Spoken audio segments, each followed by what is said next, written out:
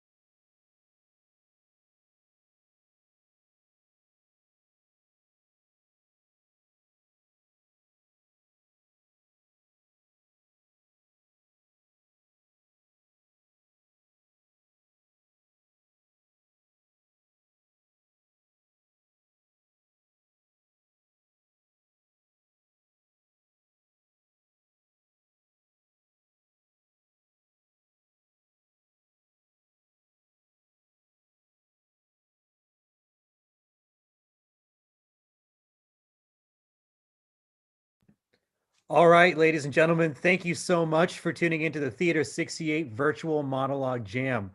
We have a wonderful evening of monologues prepared for you guys. Starting us off is Luis Gerard Politan from the New York Company, performing a piece written by Mia Alteri from the LA Company. Take it away, Luis, whenever you're ready.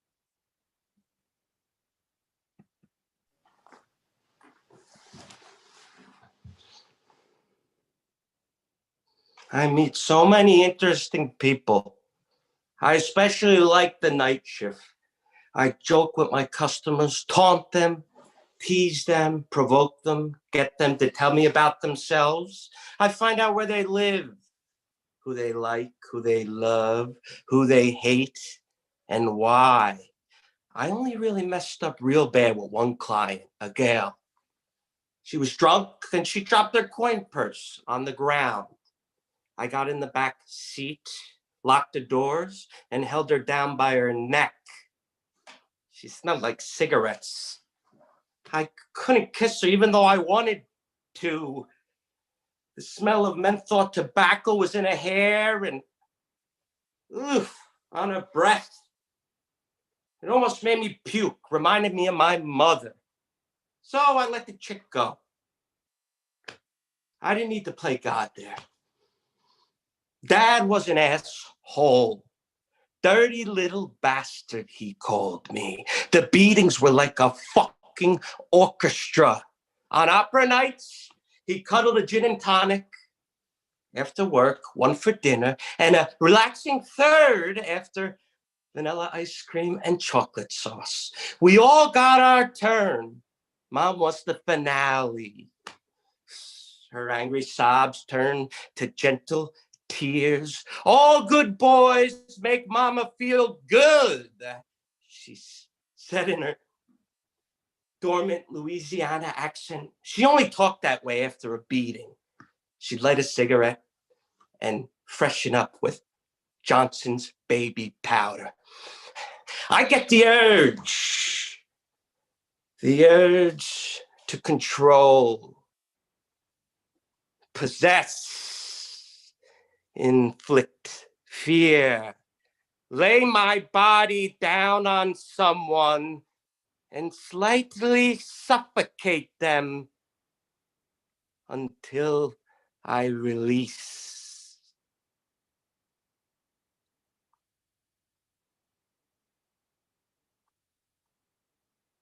Thank you.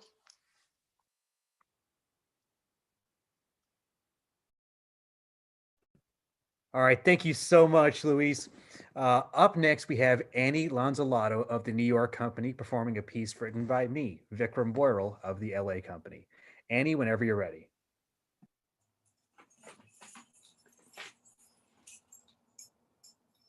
Consider for a moment the plight of the Zantar frogs, a mighty species. They are cunning.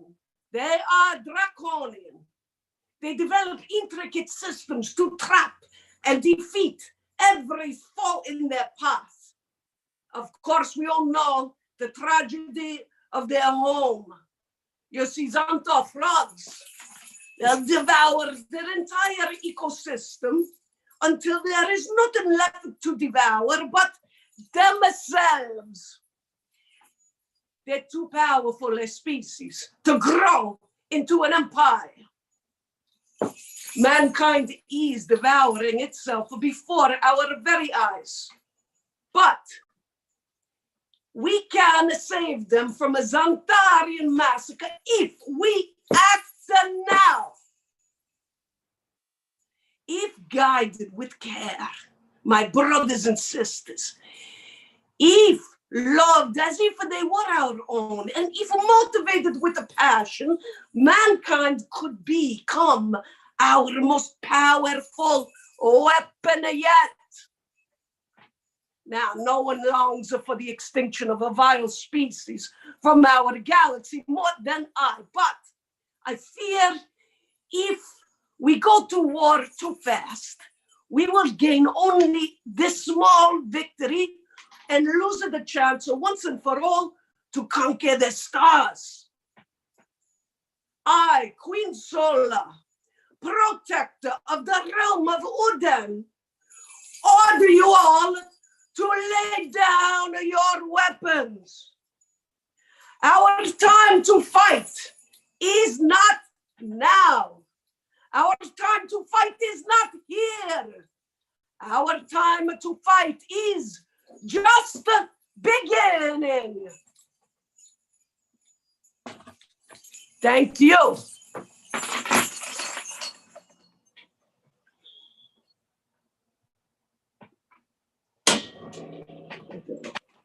No, Annie, thank you. That was an awesome performance by Annie. Up next, we have Lauren Winterberg of the New York Company performing a piece written by Joelle Rosario of the LA Company. Lauren, whenever you're ready.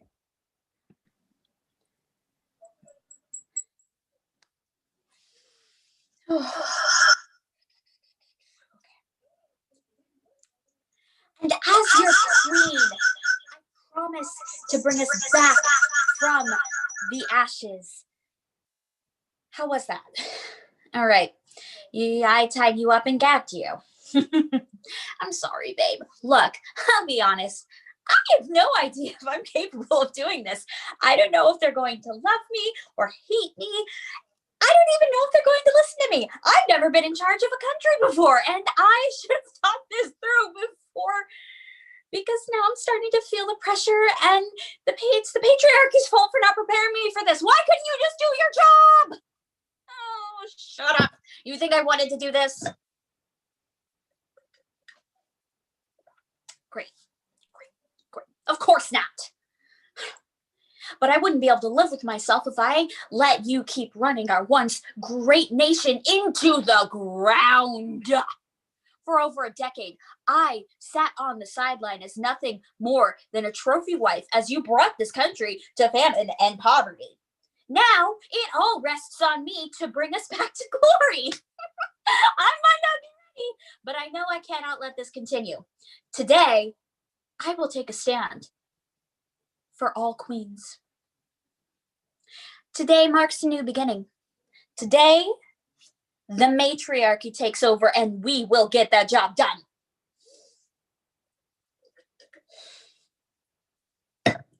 What do you think about that? Yeah, I think I'll go with that. I'll come and check with you when I'm done with my speech. Don't worry, the plants should provide enough oxygen, so you'll be fine. I love you. Thank you. Thank you, Lauren. That was so funny. We appreciate that so much. Up next right now is Christian Ledley from the New York Company, performing a piece written by Stephanie Clervy. Christian, whenever you're ready, take it away, sir.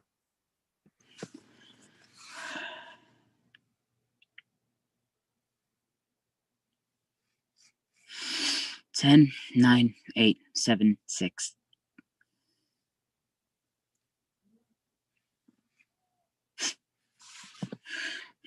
This closet is small, silent. I've been here before, but not since.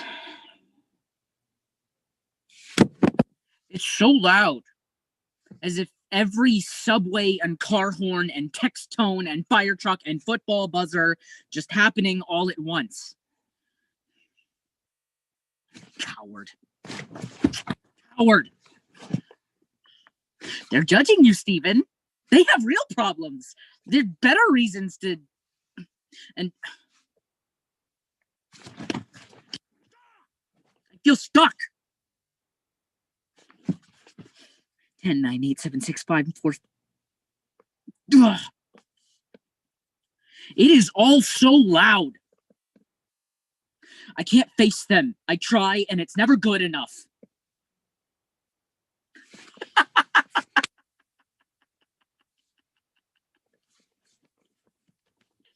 Shut up!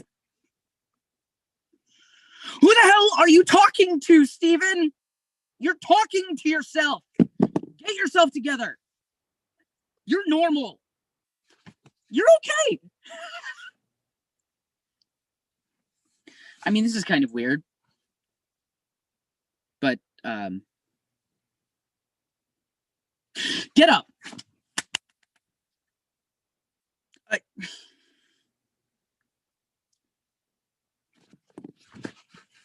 10, 9, 8, 7, 6, 5, 4, 3. This will pass. This will pass. You're not dying. You're not dying today. 10, 9, 8, 7, 6, 5, 4, 3, 2, 1, 2, 3, 4, 5, 6, 7, 8, 9, 10. Remember the light. I want to die today, but I want to live tomorrow. Light.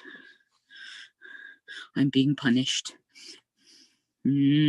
Fog passes. Darkness goes away. Light. Light. Light. I deserve darkness. I'm a failure of a person. I want to die. I feel death. She's whispering to me, asking me to join her.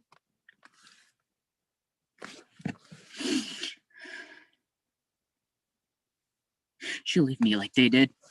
10, 9, 8, 7, 6. She wants me. I hate her. But I want her. 10, 9, 8, 7, 6, 5, 4, 3, 2.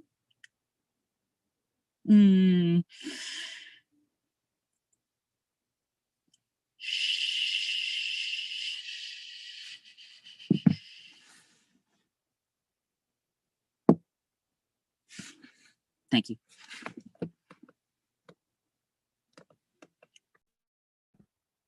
Thank you, Christian. Thank you so much for doing the performance for us. All right, guys, let's keep this moving. Up next, we have another performance from Niklaus Almanor of the New York Company, performing a piece written by Nick Porro of the LA Company. Niklaus, whenever you're ready.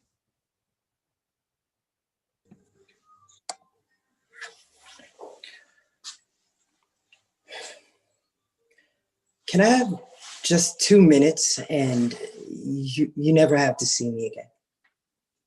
Thank you. I know I fucked up more than once, and you have more than enough right to be angry. I never should have lied to you. I never should have taken your money. I never should have told you I was clean when I wasn't. I'm trying to be better. I am better. I went to rehab. I've been attending meetings. I have a sponsor. Look, where is it? I'm a month sober. I'm a month sober, 30 days. And yeah, see right here. Jackie, you are the best thing that ever happened to me. And I just really never should have put you didn't deserve any of that. You showed me the potential of who I am and the impact I could have on this community. And for that, I thank you. I'm here getting petitions so that we can get our park fixed, but that's besides the point. I really want to be better, and I don't think I'll be able to do that until I truly prove to you that I'm very sorry. I really hope that you could forgive me someday. Not that I expect you to. Jackie, you're such a kind-hearted person. And look, just don't let anything what I've done sour who you are as a person. So, what do you say? Want to sign the petition?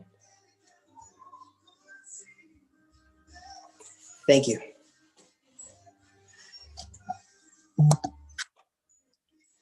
Thank you, Niklaus. Thank you so much. And thank you to all the performers who've been performing so far. It's been a wonderful evening of theater to start the night. I just want to remind the audience at home who are watching that this is a fundraiser. And I do want to take a little commercial break to let you guys know there are 2 ways in which you can donate to the theater if you feel like supporting what we do.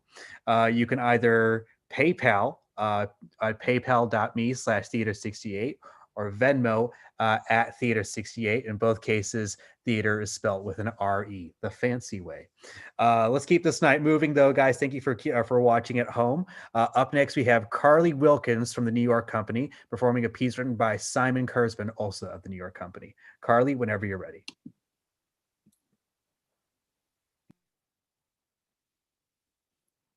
When I first came here to the city, I saw the bright shining lights and felt the secretness of it. And it was like a whole world living within itself. And I fell in love. It hasn't always been easy. I had to work real bottom of the barrel jobs. And the city's noisy and it ain't clean. But I wouldn't have it any other way, I guess. You get off from work and you go home, you put on something new looking, and you walk out the door, and you let yourself just be swept away by it all. You let yourself become a part of this big living thing. I don't know. I know it sounds odd, but it does something to me. I feel myself carried by it. I don't know what. When I think of home, all those damn dry sunbaking fields, all those damn dry sunbaking people. It makes me want to cry. Never was anything worth a damn for me there, Charlie. And I know Mama's sick and Daddy thinks he knows best, thinks I ought to be married, baking some dry biscuits in some dry old house. And I know those boys need looking after, but they ain't mine, Charlie. And they'll get on without me like they got on for the last 10 years. I don't know. I believe if I were to leave this place and go back home, that something inside me might just snap, sort of break off, like something deep down inside me that I might not be able to put back together. I love you, Charlie. You were always my favorite. But I hope you can understand, I can't go back there. Surely I can't. Thank you.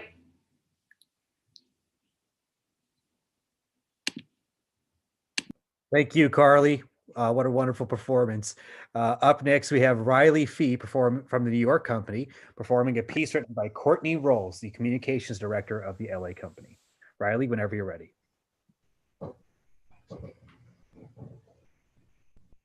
I know I didn't do the dishes today, Mom. I'm sorry, okay? Just can you please stop with the guilt tactics? I wanted to.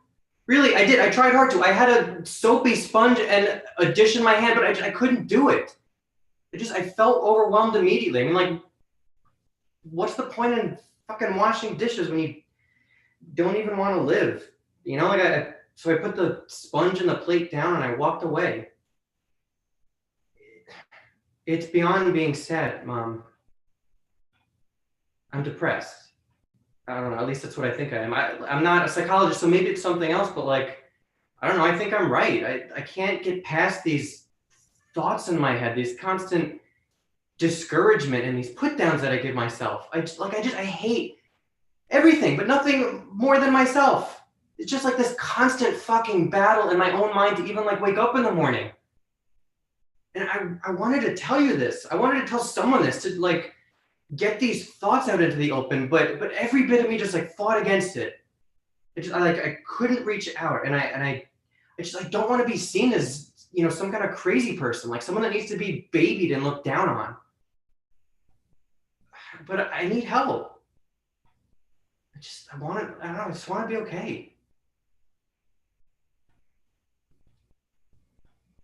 Thank you.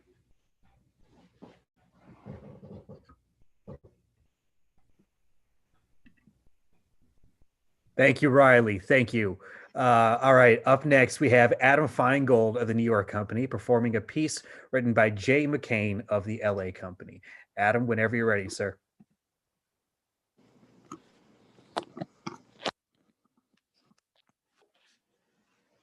A lot of people lose the energy in this place. I haven't. I don't. I still get tingles when I'm going over the bridge and the sun is setting. I wasn't always a cop. I was once on the corner smoking a joint and a cop waved his finger at me. He said, "Hey, get over here. Put that out and get out of here." So of course I got the fuck out of there. I was holding a brick. Quit hustling after that and joined the academy. I fell into it with this dame, Adriana, that I met on the beat. She had a young kid named Francis. Called him Frank. Great kid. And I didn't know shit about kids. One day he comes home from school. He looked strange. I said, "Hey, Frankie, what happened, pal?" He didn't want to talk about it, so I left it alone. You know, kids. Next day, same thing. Next day he comes home and he was roughed up. He was bloody, incoherent. No backpack, no shoes, no socks. His little jeans, dirty as filth. Missing a collar, ripped sleeve. I swear I didn't have a thought for the next hour. It was like I fell asleep in a warm bath that just kept getting hotter. When I came to, I went out looking for the kids. I slugged them with my pistol, dropped like dove shit. His friends scattered like rats. Let's just say Frankie is problem-free from this point forward. Still lives in the area, just got married. Still has the energy in this place. My Zadie used to say, "Don't hurt other people, don't hurt yourself. Everything else, who cares? But if someone hurts your people, don't hurt yourself." Letting him thought that no one cared. I bet you thought no one cared, Bill. I bet you thought, I'm a smart guy. I didn't leave any evidence. Well, I guess you're not as smart as you thought you were. But don't worry, though. I am. Thank you. Thank you, Adam. Thank you. What awesome, colorful characters. Up next, we have Aaron Craig of the LA Company performing a piece written by Snezhanya Chernyavskaya of the New York Company.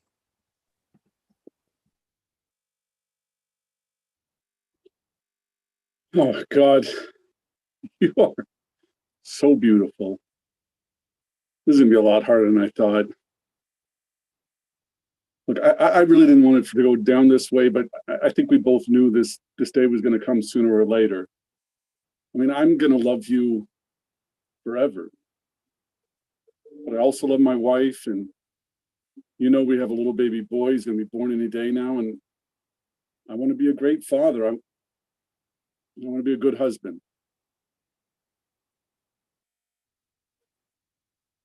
I know this isn't fair to you, and I'm begging you to understand, but I mean, geez, you are so powerful, and yet your lines are so delicate and sensuous. I mean, I love every single one of your curves, and they're so familiar, and yet they're still so exciting to me, you know? And the way you roar every time I turn you on, oh, God, and I just love being inside you. I mean, you're like the perfect fit. But I got to break it off. And look, I found this guy. He's really interested in you, and he's perfect. He's rich. He's young. He's single. He's just your type. He's going to take such good care of you. All right. Look, I know why you're quiet right now. I know this is really hard for the both of us. I mean, just the thought of some other guy touching. Jesus, what the fuck am I even thinking here? I mean, geez, you are so much more than just a car to me. You're my best friends. What am I even thinking about letting you go? You know what? Fuck it. Fuck it. Jess, honey, we are keeping the Lamborghini, all right? Thank you.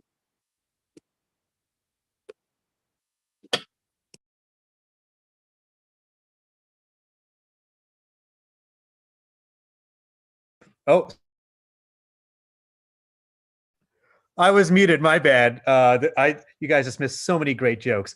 Thank you, Aaron of the LA Company. That was wonderful. We have John Verena of the New York Company up next, performing a piece written by Nadine Hart, also of the New York Company. All right, John, whenever you're ready, man.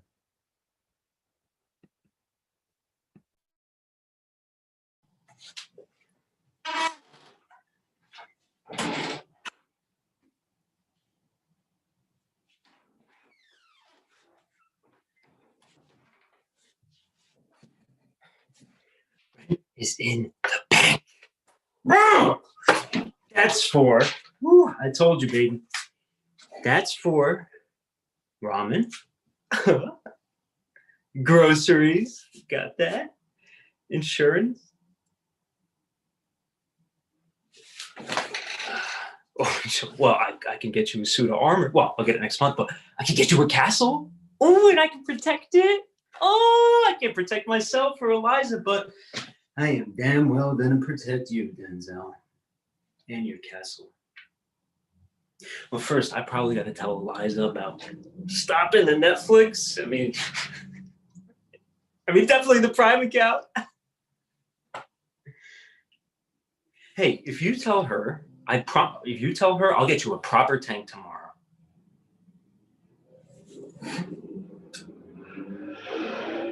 Well, how about you go out and earn something, Denzel? Because all you do all day is swim around in that little jar of yours when I know and you know that there's perfectly good hostess jobs at the Shady Lady down the street. No, I'm sorry. I'm sorry. That's not fair. It's not fair. It's just there's not a lot of bartending. And there's even less in piano playing and definitely less in jazz. Oh, wait. What if I use the Target gift card for dinner? The Panera Bread? Oh, the Starbucks too! Winning! I can't believe I let you talk into hitting those. Perfectly good gifts. Perfectly good gifts. Oh my God. Look, I'm gonna try and protect your castle, Denzel, but the king's in check. Thank you.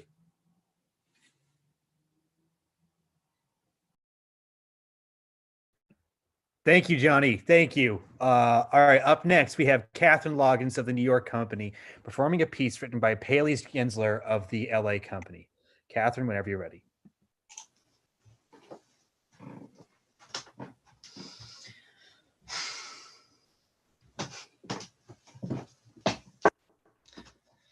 Excuse me, sir. I'm Officer Mullen, and I couldn't help but notice that you were driving 60 miles an hour in a 55-mile zone.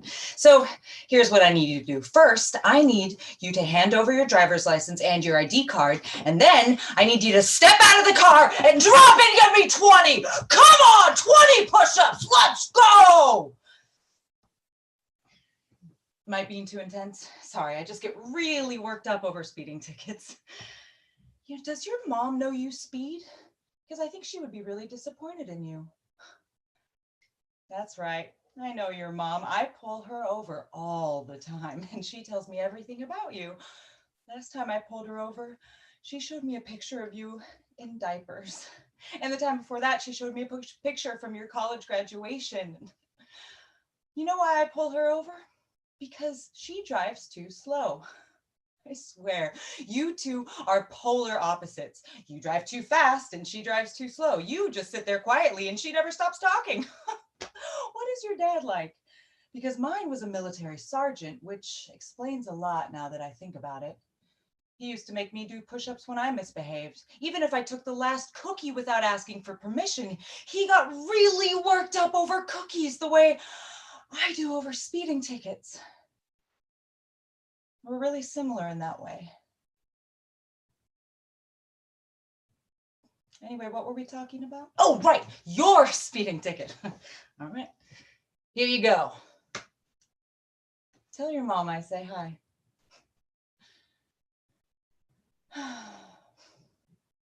They grow up so fast. Thank you. Thank you, Catherine. What a great monologue. Really cool background. All right, we have Kaya Simmons of the New York Company performing a piece written by Zane Haney of the LA Company. Kaya, whenever you're ready.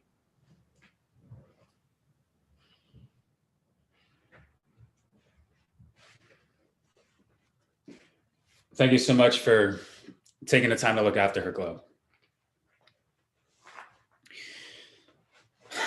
I tried to get your mom to come this time, but I guess Claudia's starting a new job at Morgan Stanley and they want to go to Pogios to celebrate. And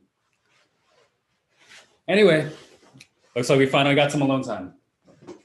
Oh, yeah. James wanted to come too, actually.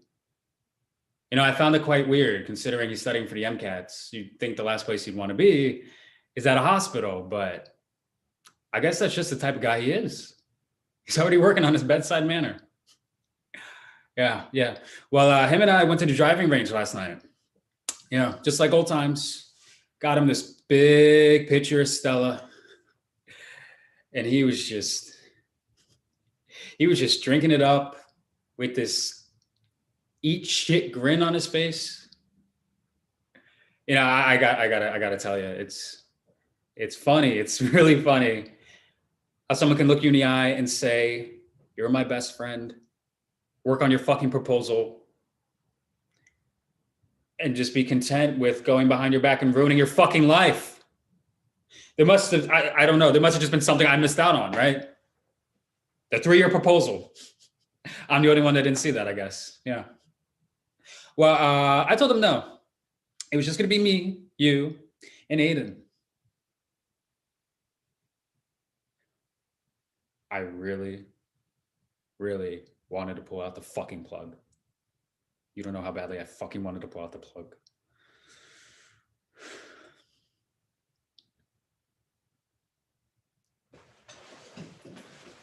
The rubber mulch for the playground, I ordered that. I figured it'd be nice to have some comfort for his little gentle feet.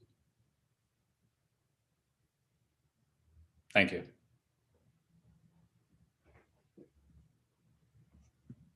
Kaya, thank you. All right, up next we have Talia Wernick of the New York Company performing a piece written by Julia Tolkien, also of the New York Company. Talia, take it away. Hey there, kiddos. Welcome to Moishe's Tree Farm, the very first Hanukkah tree farm in all of the United States, approved by both OK and OU Kosher. We here at Moishe's want to ensure that every little Jewish girl and boy has the most joyous holiday season ever. so that your holidays aren't sad, dark, and depressing like mine were as a child, where your house is the only unlit house on the block, no tree, no ornaments, nothing but one measly present every night and a lone dreidel somewhere on the kitchen counter. It's called the Holiday of Lights, God damn it, where are the Hanukkah lights? Anyway, let's begin the tour. First, we have our food stands where you can get everything from latkes to matzo ball soup. My favorite is the brisket stand. And here is where you can sit on Hanukkah Harry's lap and ask for all the presents you want. Everyone say hi, Hanukkah Harry. And finally, the trees. Now, I know what you're thinking. These just look like plain old Christmas trees, but no, they are not. These are much more amazing. These are specially grown Hanukkah trees. Just like the miracle of Hanukkah, where all the lights lasted 8 nights, these trees will bring you 8 nights of holiday joy. Yes, we get 8 nights, they only get 1. How festive is that? Say it with me, kids. 8, 8, 8, 8. 8! 8! 8! Oh no, don't cry. You're gonna have a Hanukkah tree this year. A beautiful, beautiful Hanukkah tree. We'll put lights on and put presents under. Okay.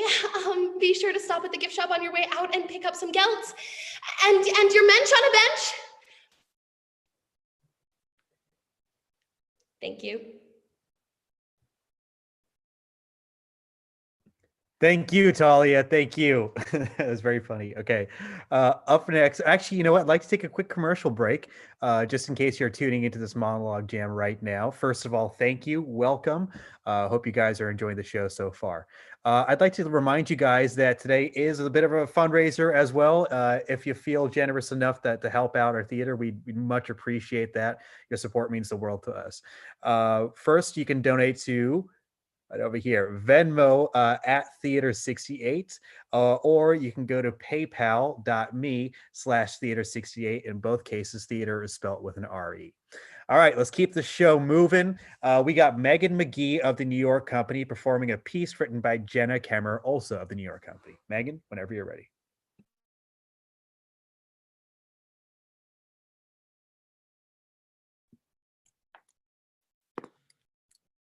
I know it can be extremely difficult and ultimately draining to be with people who have mental health issues. And especially when they're spiraling with those issues. I just want you to know, I think you're doing an admirable job of caring for your wife and your family. These circumstances are not easy for anybody. Frankly, it's easier for them to give up and sever ties with loved ones with disabilities instead of sticking around and facing the issue head on. So I really do just want to take a moment and commend you for your love and obvious care and support of Allison. I think we'd all be better off if we had someone like you in our corner fighting for us. But fight is the operative word here. And fight we must for Allison. I mean, for you. For your family. Now, I know having power of attorney on her medical decisions is important to you, but I think it would be better to manage her case if that were handed over to me. We could work together to develop a treatment plan for her, but her day-to-day needs would be handled by my staff here. She'd get the best care. She'd stay on her meds, and you could have your life back again. I mean, to a degree anyway. And you could let go of all that stress and worry that comes with these types of cases. Let us take care of Allison and her needs, and you can start focusing on your needs. What do you say? Will you trust me to work for you? Thank you. Wonderful, Megan. Thank you. Up next, we have Snezhana Chernyevskaya of the New York Company performing a piece written by Aaron Craig of the LA Company.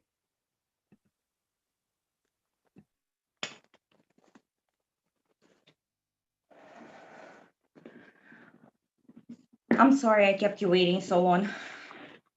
To be honest, I almost didn't come. This is an awkward situation and I hate feeling awkward. So, Victor, that is the name they gave you. That's a great name, a strong name. Well, Victor, I suppose you want some sort of explanation. I think you deserve that. I owe you that. I was very young when you were born, 16. I had made a choice to make my way by bringing pleasure to men. I don't regret that. I am grateful I was given a face and a body that men appreciate. That life is over for me though.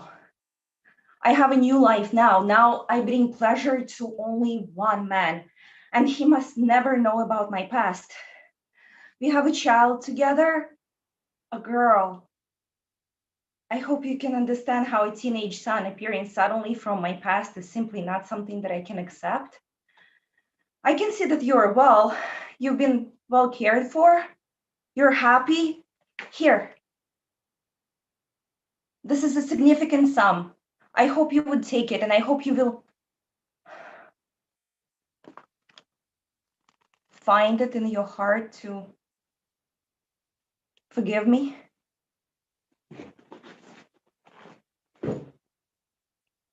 Did you know your grandfather's name was Victor? So at least you have that connection. He was a great man. Thank you.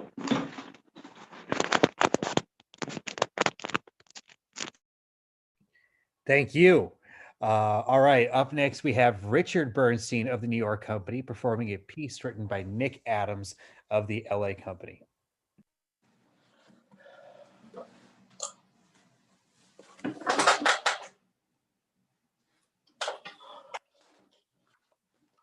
You fucked him. You fucked him. I know you did because I seen the way you look at him. You used to look at me that way. Yeah, the way you laugh at him, the way you smile at him. He's what I used to be. That's the person you fell in love with. You know, but I'm still good though, you know, and you think you're the only one who's met other people you're attracted to? You know, I met several women I would have loved to sleep with, but I didn't. Because I'm devoted to you. You've also changed. You're not the person you were when we first met. You too have gotten boring. You've lost that spontaneity. You know, sometimes I have to ask you for a kiss or even a hug, like I need fucking permission to hold my wife. Well, but I still loved you. And I've stood by you even when I didn't. And I'd never do to you what you just did to me. Yeah, I want to hate you. I really do. But I can't. Because that's how much you mean to me. And I want to fight for you. I really do. So if you feel the same way, maybe we can get through this together. But if you walk out that door, you better not ever come back again. Thank you. Thank you, Richard. Thank you. Up next, we have Simon Kurzban of the New York Company performing a piece written by Carly Wilkins, also of the New York Company. All right, Simon, whenever you're ready.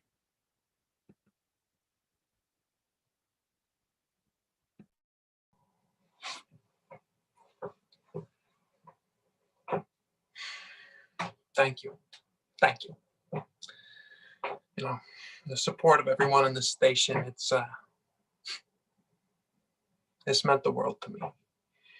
And I have no doubt that a fine investigator is going to find who killed Maggie. You know, I still can't wrap my head around it. I mean, it just broke into her house and just killed her in cold blood. I mean, he didn't even take anything. And I know her father must have had some enemies, you know, being as wealthy as he was and all, but she was the sweetest, most innocent girl. I mean,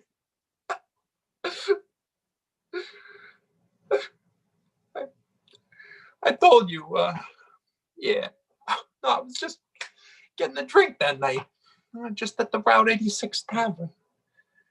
I needed to clear my head, so I was just drinking alone. And later that night, when I come home, I come home to...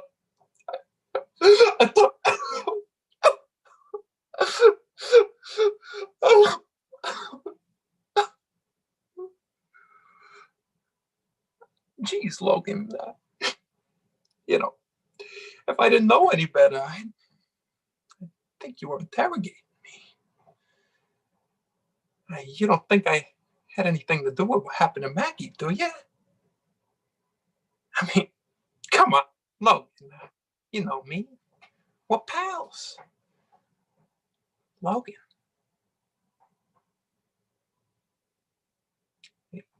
Hey, listen to me, you fuck.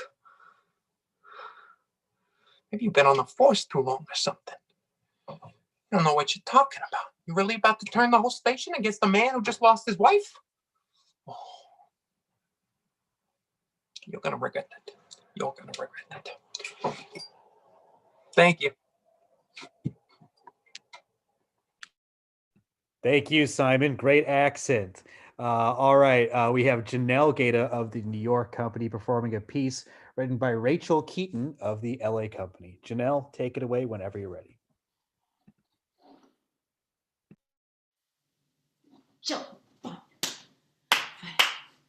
Thank you, Pastor, right? Pastor Willem, for that wonderful message. I actually wasn't supposed to be speaking tonight. In fact, my family insisted against it. Didn't you, Jerry? I'm Jess.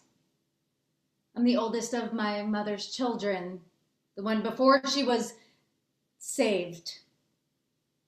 You know, there was a period of time when I thought my mom was completely clean, and I told myself that I was the reason that she got better.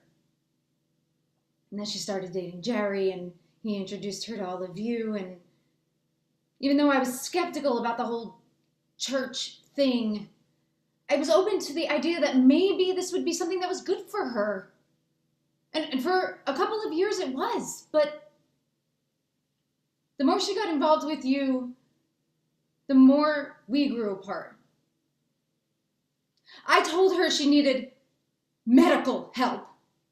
And she insisted that all she needed was all of you. I'm sorry. You talk about how my mom loved her church and loved God. Why is nobody talking about how God failed her? No, you stop it. You let me speak.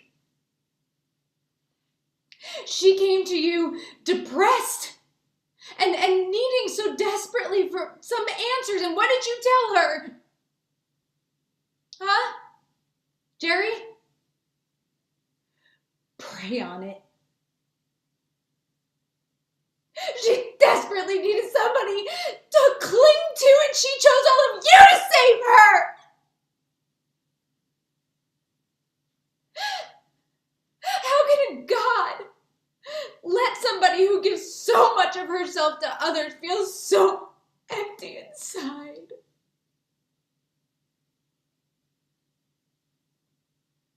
Yeah, I don't know either. I guess I'll go pray on it.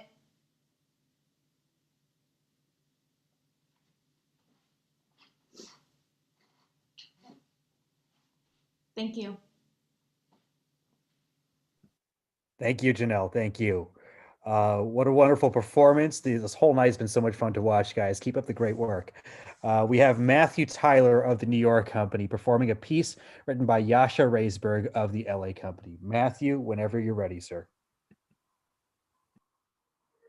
All right, Heinrich, we have time for one story before bed. Once upon a time, there were 3 little Jew pigs. The swine would go from town to town and steal people's houses. Well, one night, they crept into a small town and stole a house made of straw, a house made of sticks, and a brick house. The townspeople were much too scared to confront the swine house stealers. But a strong German wolf named Adolf took matters into his own hands. He knocked on the door of the straw house. "Who has come to disrupt my dinner?" said the first piggy. "It is I, Adolf the wolf. You cannot steal from these hard-working Germans anymore." And with that, he took a big breath and he blew the house down.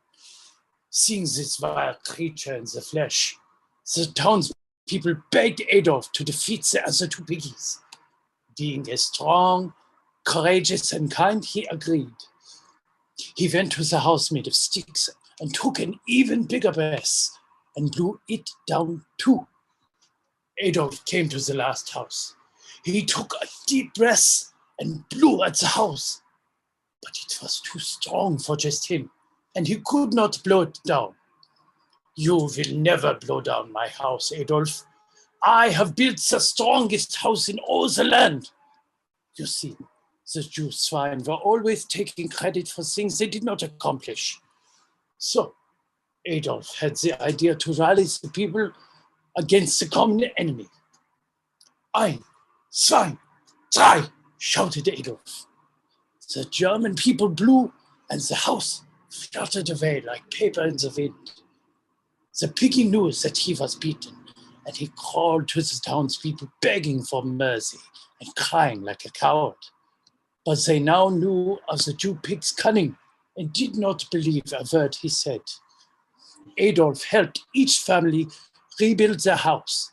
The 3 piggies were cooked, and the town had a marvelous feast, and made Adolf their leader, and they all lived happily ever after. The end. One day, you will grow up to be strong, kind, and powerful, just like Adolf. But until then, it is time for sleep. Good night, my little wolf. Thank you. Thank you, Matthew. That was always my favorite bedtime story as a child. Up next, we have Samantha Bowen of the New York Company performing a piece written by James Medeiros of the LA Company. Sam, whenever you are ready.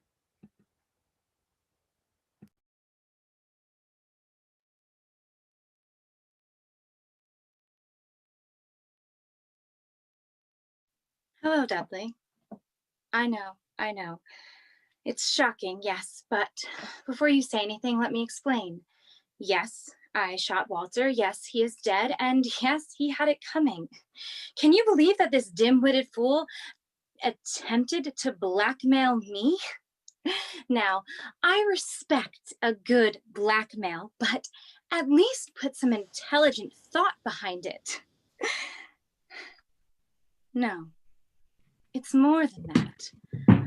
I cannot stand when somebody of inferior intellect thinks that they are superior simply because I am a woman.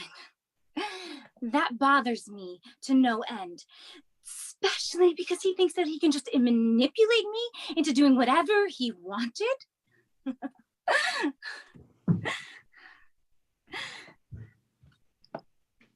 Yes, he was my brother. That sentiment is not lost on me. But I am a lion who looks like a bird, and if you corner me, I will eat you. And this dumb beast underestimated me for the last time. Dudley, do not cry. Stop it. Gather yourself. You are my lawyer. Act like it. Good. Now, take a look at these blackmail photos and see if you can find there any more. Also, we need to get rid of this body. So go on, and dispose of him. I will get rid of the gun. Go on, Dudley. That'll be all.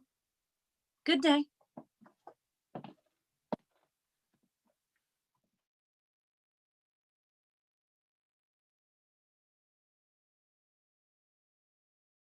Woo-hoo-hoo! Tell him, Sam. Tell him. Bringing the heat. Let's keep this fire burning. We got Marty Grabstein of the New York Company performing a piece written by Malik Bailey of the LA Company. Marty, whenever you are ready.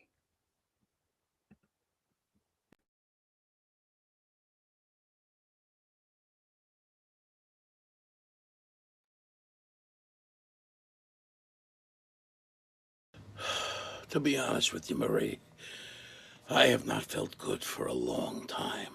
A long time. You know, sometimes I look at my life, I feel like God has been writing a joke and forgot to make it funny. For Christ's sake, look at where I am. Look at my life. Look at where I am. I'm in the same dead-end job that I swore I was going to leave 5 years ago. And my son, my own flesh and blood, refuses to talk to me because of some stupid shit I said when I was drunk. And when the hell are we going to be taking our vacation in Italy? I ask you that. When are we going to do that? Yeah, all those hopes and dreams we had over 30 years ago, they're like nothing. Nothing at all. And the truth is, I believed in those dreams. I believed in each and every one of those dreams. I swore we were going to travel the world, you know, free and clear by now. The actual reality of it is, you know what it is, Marie? I failed. I failed, and I don't know how or why. So this is it. These are our golden years.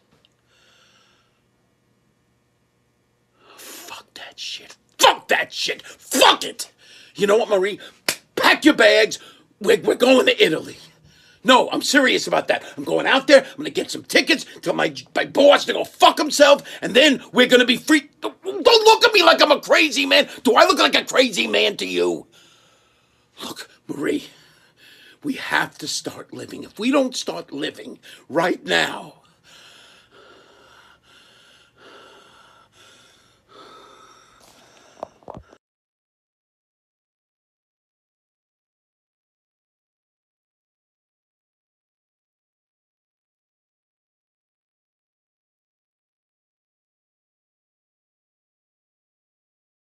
All right. Thank you, Marty. Thank you. We've got Lori Slater of the New York Company up next, performing a piece written by Stacy Toyon of the LA Company. Lori, whenever you're ready, take us away.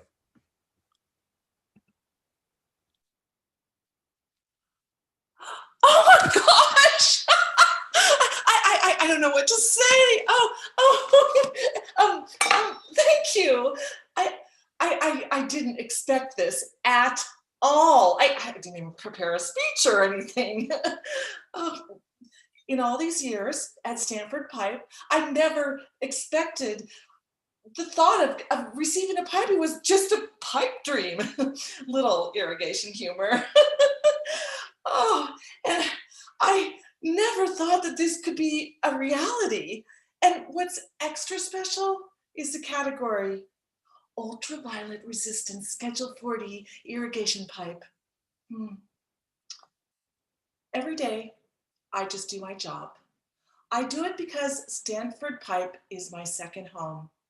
I do it because all of you, my coworkers, are my family.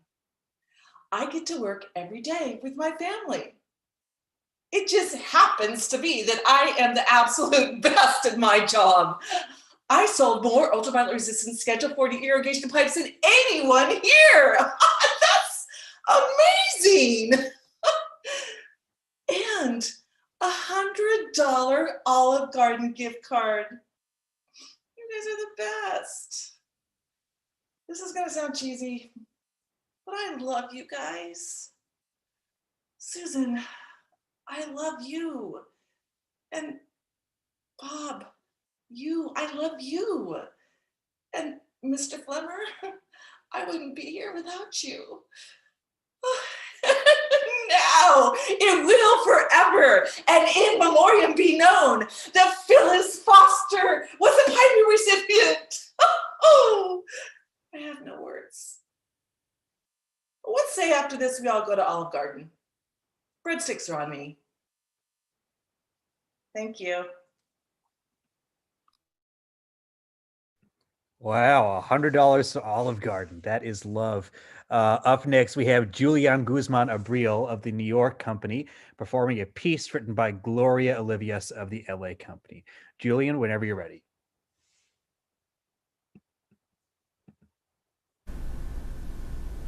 Andy, you came. Oh, I know I look in pretty bad shape right now, but I did everything you told me to do, and I was hoping you'll reconsider. I'll be out of this cast real soon. 9 months. That's it. 9. That's only the amount of time to grow a baby, and that's sure gonna be enough time for me to recover. And then we can do all the things that we said we were going to do. And I've been thinking a lot about the things that we talked about last time we spoke. And here, let me lay it out for you so you know I was listening. You told me, go fly a kite. So I did. I bought a kite and I went to the park and it got stuck on a tree, and as I was pulling it down, it got stuck around a squirrel's neck, and the hefty little squirrel hit me in the eye on its way down. And then I went to the park to kick rocks. You said kick rocks, so I did. And I slipped and I fell and I broke my tailbone and maybe the last 3 vertebrae, but maybe not. The doc hasn't said anything yet. And as I was laying down on the pavement, I realized I threw away a relationship because of my laziness. And I took the last piece of advice to heart really seriously. And I went on a long walk of a shore bridge. And I woke up here. But I did everything for you, Andy. It was weird advice, but it was for you. I'm serious about us. I'm serious about changing. I am. What do you say? I only need 9 months.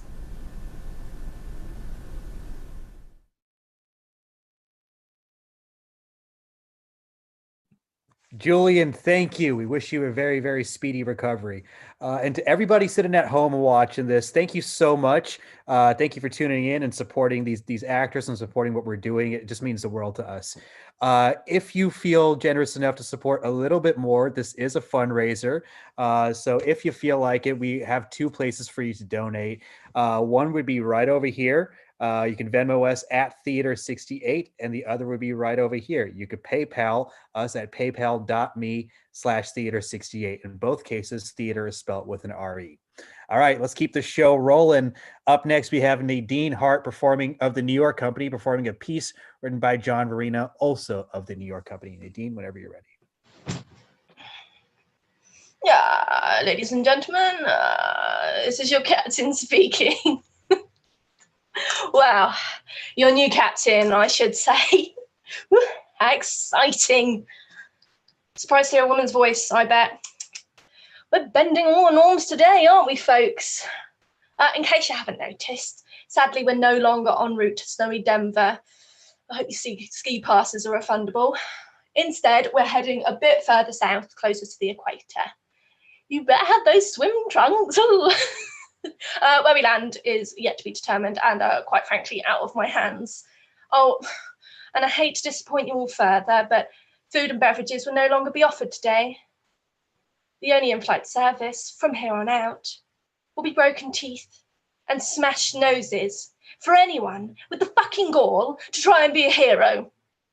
You all watched what became of our tough guy in 8D. I imagine his blood is pooling down the aisle at this point, so watch your feet. Hear this now. We will not be deterred.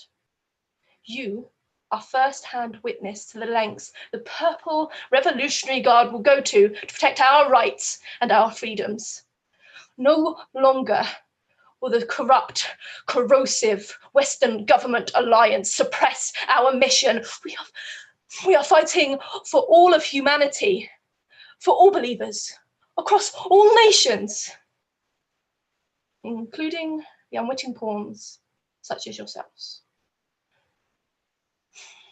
So sit back, relax and keep your pathetic sobbing and hysteria to a minimum. You'll be telling this story over champagne at your New Year's party in a week's time. Oh, well, to be honest, that last part is really up in the air. Thank you.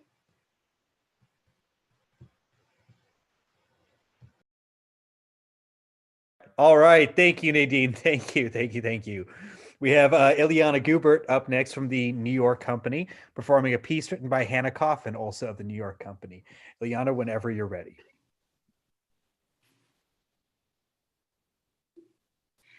First of all, I just want to say thank you for coming all the way downtown to meet me. I know a busy reporter like you has a packed schedule. While the upcoming news cycle is sure to cause quite the stir, I never met a problem that couldn't be solved through the proper channels of communication. I thought if we could find some common ground, we could get to know each other better. Now, I hope you don't mind, but I had my assistant do a little digging, and it looks like I have a fellow Bronx girl in my midst. Oh, don't be shocked. I know you wouldn't know it to look at me now, but I was born and bred right in Mott Haven, which is where I think your grandmother still lives, correct? Yes, the corner of East 141st Street and St. Anne's Avenue. A cute, cute little corner that place is. You see, my cousin Lucas and I, we used to play at St. Mary's Park right down the street. He was such a cute kid. Such a shame when he got locked up at Rikers. He had an unhealthy obsession with fire, you see. Set his stepdad's auto shop on fire at age 18. Oh, well, luckily he's out now, though, which my whole family is very thankful for. So let's get one thing straight. You publish this article, attack my reputation, and my career certainly will not be the only thing going up in flames. I fought and clawed my way to where I am. So what if I cut a few corners here and there? Because trust and believe that there was no way a little girl from Mott Haven was going to end up in a corner office on Wall Street. For the record, I like it when people think they can undermine me. It's cute. Thank you. Thank you, Ileana. Thank you. Up next, we have Kent Corin of the New York Company performing a piece written by the Kevin Suskovich of the LA Company. Kent, whenever you're ready.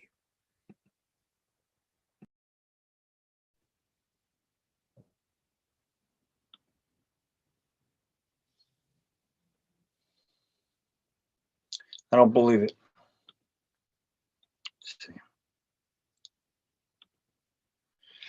I don't believe it. This asshole, neighbor, making noise nonstop, hammer, hammer, bang, bang for a whole week. Even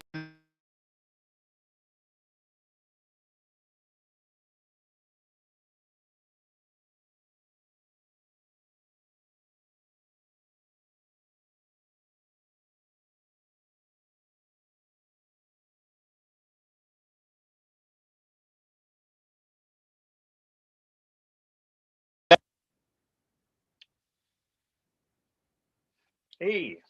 Is this working?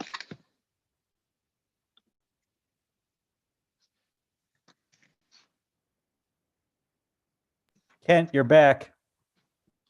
Oh, all right. I don't believe it. This asshole next door, hammer, hammer, bang, bang for a week. Even at night now, this son of a bitch. I have to get up for work in 2 hours. This douche. If he ain't making racket all week, he's out there half the time sitting in the back of his truck, drinking and listening to classic rock. I want to rock and roll all night. Party every day. I actually like that song, but I'm going to call his wife right now. I'm going to call her Mrs. Wilson. I'm going to give this bitch a piece of my mind. I'm going to go over there. I'm going to bash his head in with a shovel. You ever see a guy with a shovel in it? Mr. Wilson. Oh, no, I'm fine. I haven't been better. No, I'm not. I'm not mad.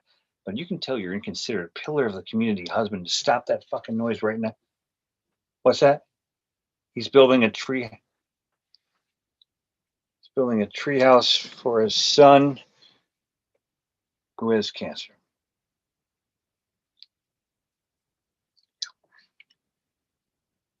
Thank you.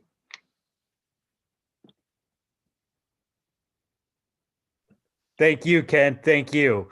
All right, we have Stephanie Clervy of the New York Company about to perform right now. The piece is written by Christian Ledley, also of the New York Company. So, Stephanie, whenever you're ready.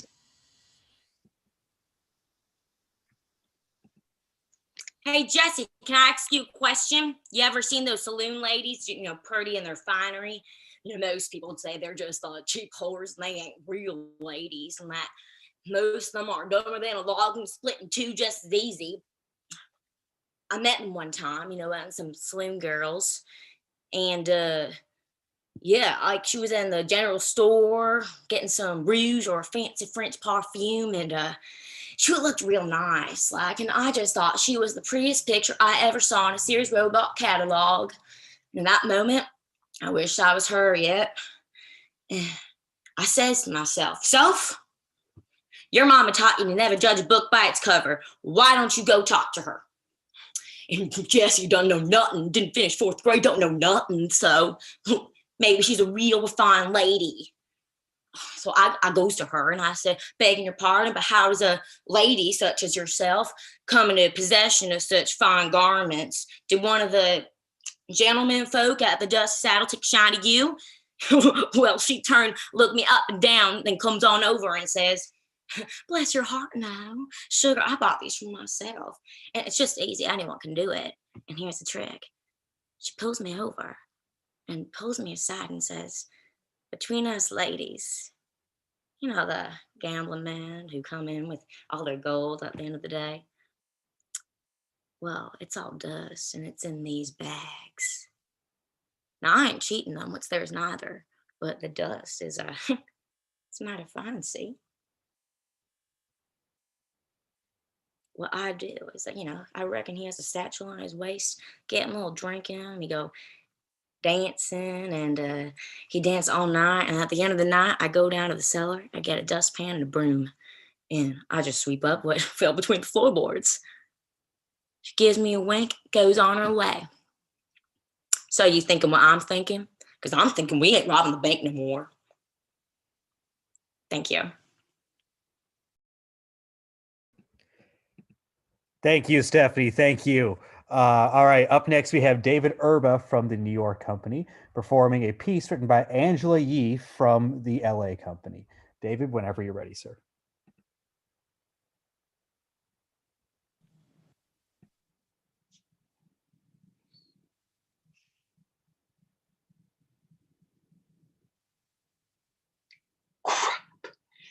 You will not guess who just walked in. No, don't turn around. Don't be so obvious.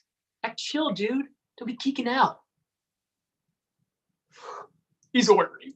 Shit. Hold it. We are in the same coffee house as Michael Cera. Remember Scott Pilgrim when he meets Ramona, he sees her and he crushes that red Solo cup like it's a beer can. He's such a nerd. And then he slides up to her and goes into his Pac-Man pitch. Originally it was supposed to be called Puck-Man, but they're afraid people change the P to an F. Awkward. Whoa, dude, I told you not to turn around. Celebrities like the privacy. Then remember, Ramona likes him, but she sends him running, going around circles over her. And then then there's his ex, the blonde. His girlfriends are so hot. I wish I was him. He's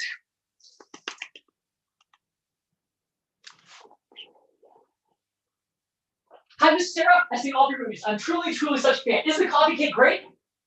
Oh, yes, of course. Have a nice day.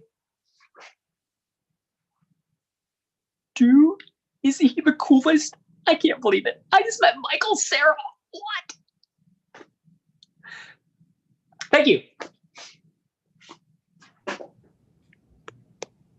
Great job, David. Coming up next, we have Alexandra Dominguez from New York Company, doing her monologue from New York writer Katie J. Hopkins.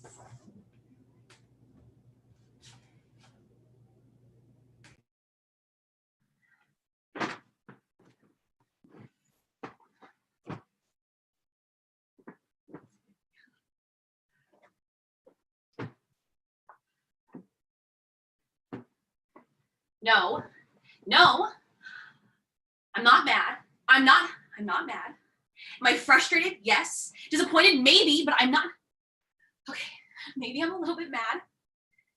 Just it's hurtful, Caleb, that you won't even consider for 1 second. 1 second? Let me lay my eggs inside your chest. No, that you won't even consider it. First contact happened like 100 years ago, so there's literally no excuse for this speciesism. It is speciesism. God, it's not even invasive. You know it's a numbing agent, so you wouldn't feel any pinching or burning, just the slightest. Why are you making that face? God. We knew going into this that there would be little roadblocks that we would face, right? Cultural differences, and we both agreed to be adults about it, right? Take them as they come, consider them without being judgy about them. Why are you giving me those eyes? That's what I'm talking about, the fucking judgment eyes. God, this is important. Okay, how to make this not make the translator chip on the fritz. Look, you and I, we say I love you differently than other stereotypical couples do, right? I say it every time we do your weird human rituals like holding hands or poisoning ourselves with toxins for fun, or by not eating a furry flesh creature that you keep as a pet, right? And you say it to me every time you massage my tentacles after a long day, or when you surprise me with a new set of pearls from Space IKEA. Every time we get dinner on each other's planets, when we spend time with our in-laws, mine literally have pangs. Every time we kiss, with the compromises we make for each other, and I know that it's a really, really big compromise, and you know what, I don't even want to pressure you, so I'm just gonna ask, will you please let me lay my eggs inside your chest? Really? Yeah. Yes, of course. Yes, baby, of course we can have a safe for whatever you need. Yes. Thank you.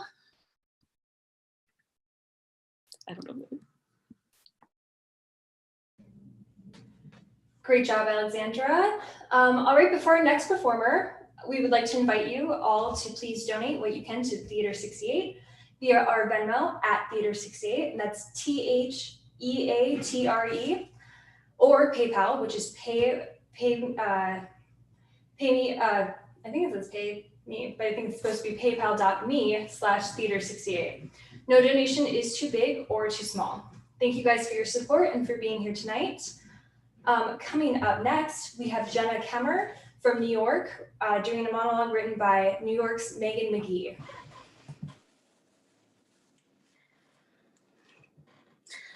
Please, I don't want to die. I'll do anything. Just let me go. Please, I don't want to die. Okay, can I please take that back? With all due respect, Mr. Bentley, this just feels unrealistic to me. The guy's a psychopath. It's 2020. Haven't we pretty much learned begging psychopaths not to kill you never works? Oh, no. I mean, I'm not saying I want the role. I do. I think it's a really great script.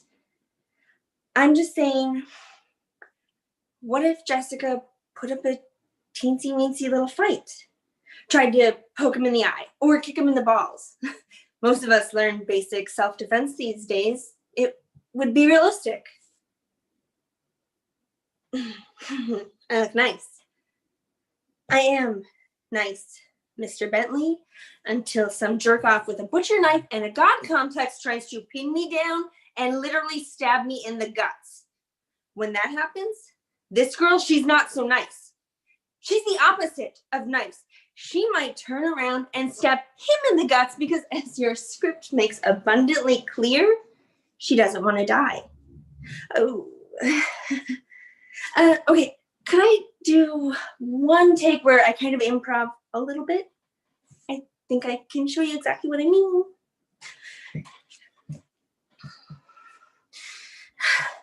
You stay the fuck away from me, you prick! You may have murdered all my friends, but I will not go down without a fight.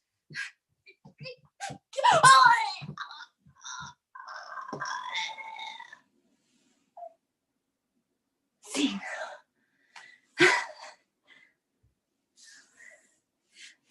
So, do I get the part? Thank you.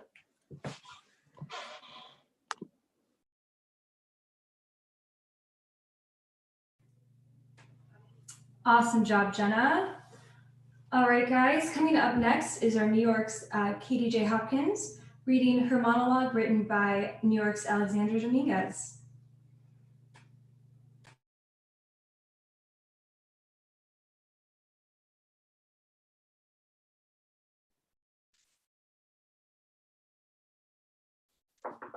Mrs. Scott, can I come in? Mrs. Scott, it's kind of an emergency. Yeah, hi, we have kind of a situation out here. Yeah, Tomas just busted his fucking face open on the rock wall.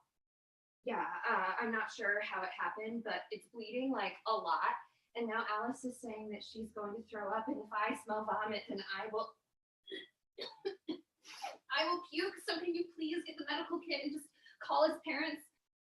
Okay, thank you. Bye. Oh, my goodness. Tomas, what in the world are you up to now, huh? Can you, please stay seated and put pressure on your nose. Can you tell me how you got this owie on our foam rock wall that I have personally seen you climb a bunch of times? Alice! No. Alice, let's stay on this side of the room, please, okay? We don't want to toss our cookies now, do we? No. Oh, please, not in the foam pit either. That would really suck to clean up, and it won't be me. No, thank you. Oh my effing goodness, Tomas! Why won't it stop? Can I play? Mrs. Scott, please, can you? Okay, let's just calm down and lay back and sing our favorite song, okay? Just baby shark, baby shark. Mrs. Scott! Fucking quit. Thank you.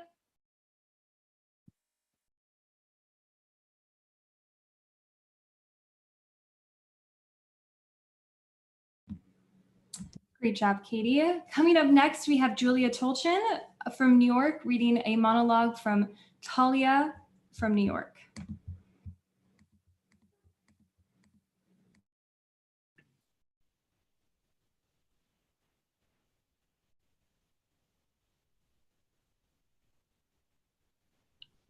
I heard what you said, and I'm flattered, and I want you to know how much you mean to me.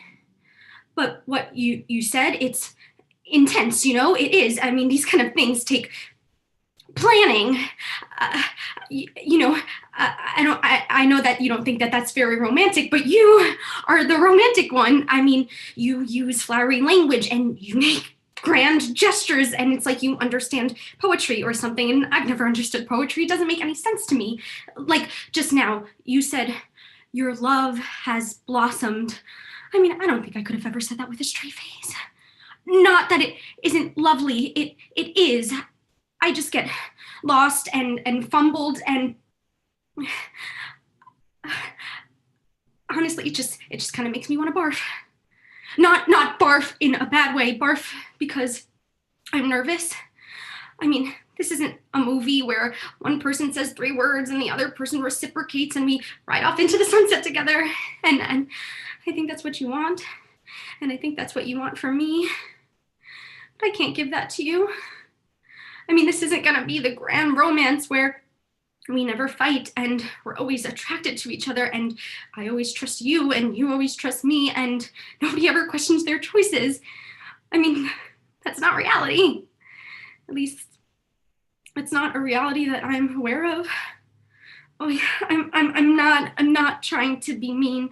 I'm just trying to explain. So yes, I will give you an answer.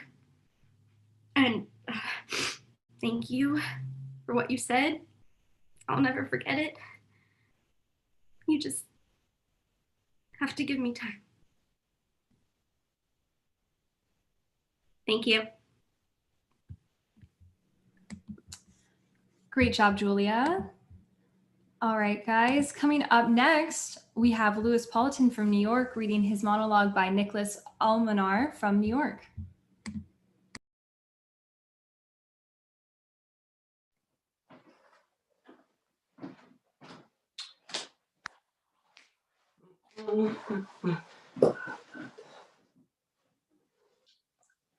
Oh, you're awake. Well, good morning, my queen.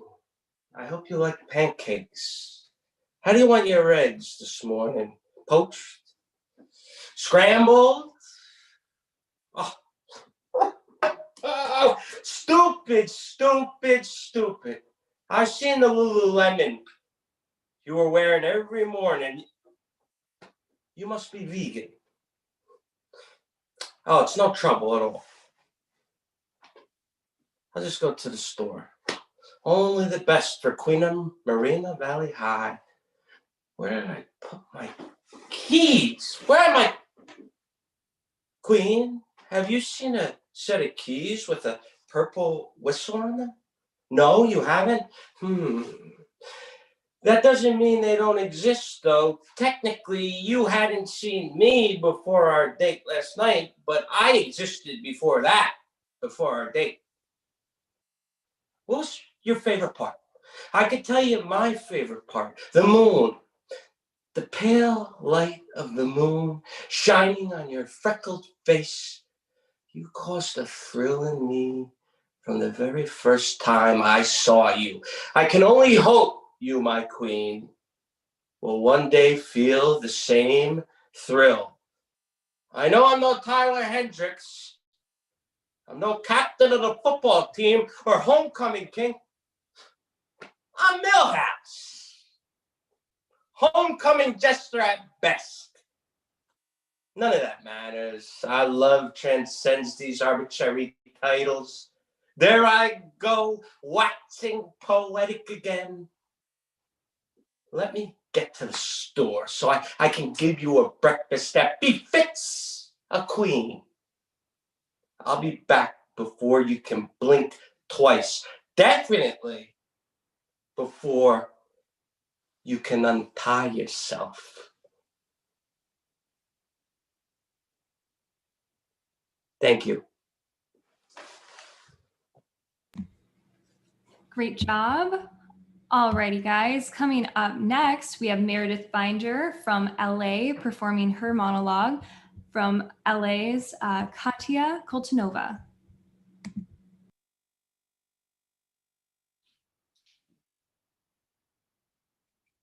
I always wanted to be an actress, but I decided I needed some stability in my life, so I became an engineer. And what did that get me? Nothing. I spent my days from 8 a.m. to 6 p.m. in a cube farm with no lunch break. And I got stability, a sort of stability. But then I realized that I was spending my time doing things that I don't like to do with people who aren't my people. And I understand that now. And now I'm happy. I'm really happy. You can see it in my eyes because I spend my time acting. And acting is that special piece inside of me that will always be there no matter what. And it's the part of me I tried to ignore when I was looking for stability. But the most important thing in this world is to find out who you are and where you belong. Because children grow up and go away, and husbands can leave, and parents will grow old and die. But that special piece, it will always be there for you. Thank you. Great job, Meredith. All right, guys. Coming up next, we have LA's Yasha Raisberg performing his monologue by New York's Matthew Tyler.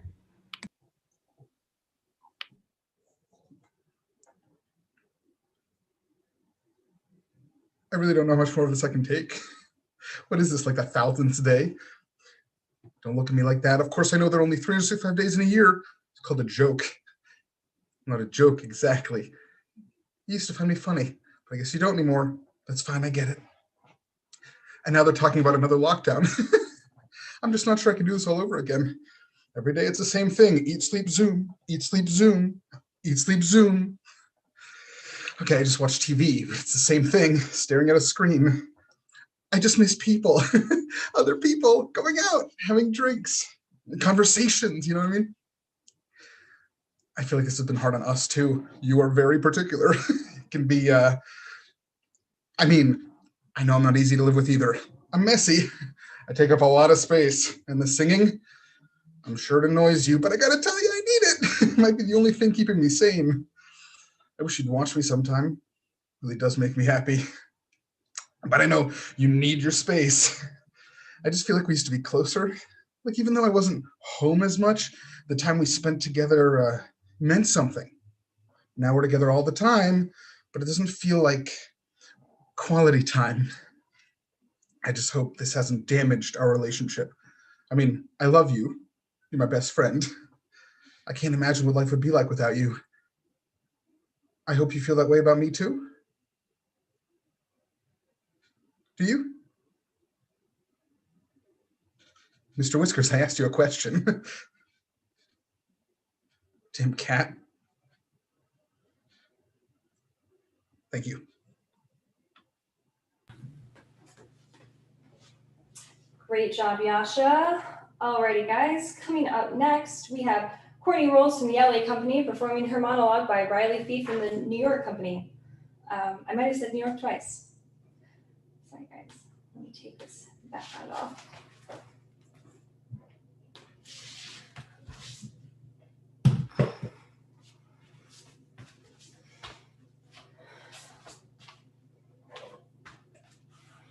Like, am I the most fucked up person in the world for feeling this way? I mean, the doctor said that there's a 1 in 50 chance of the baby having Down syndrome, but like, that's still a really decent chance. And I just, not to say I wouldn't love the baby, no matter who he or she or they grew to be, it's just a lot to think about, okay? And am I a shitty person for not being grateful that I just have a baby overall? Like, there are women out there that would kill to have a baby, and here I am not grateful for the one that I have because they could have Down syndrome. And I'm just paranoid and that I'm not going to be happy with this baby. I'm a special ed teacher, for God's sake. I have 2 cousins that have special needs. I know I can raise this baby. I would love it either way. But I just can't help but think. And like, I just have this thought in my head that, of course, this would happen to me. Isn't that terrible? And God, this is so embarrassing, but after the appointment, I had a glass of wine. And you're probably now thinking, wow, how can I marry a woman who drinks wine while she's pregnant? I know I fucked up, but you told me about how your mom smoked cigarettes, when she was pregnant, but I guess I'm just not like that. Not that there's anything wrong with your mom. I love your mom. You know I love your mom. And I love how you turned out, obviously. Fuck. God damn it, what is wrong with me? Can you please just, give me a hug or something? Thank you.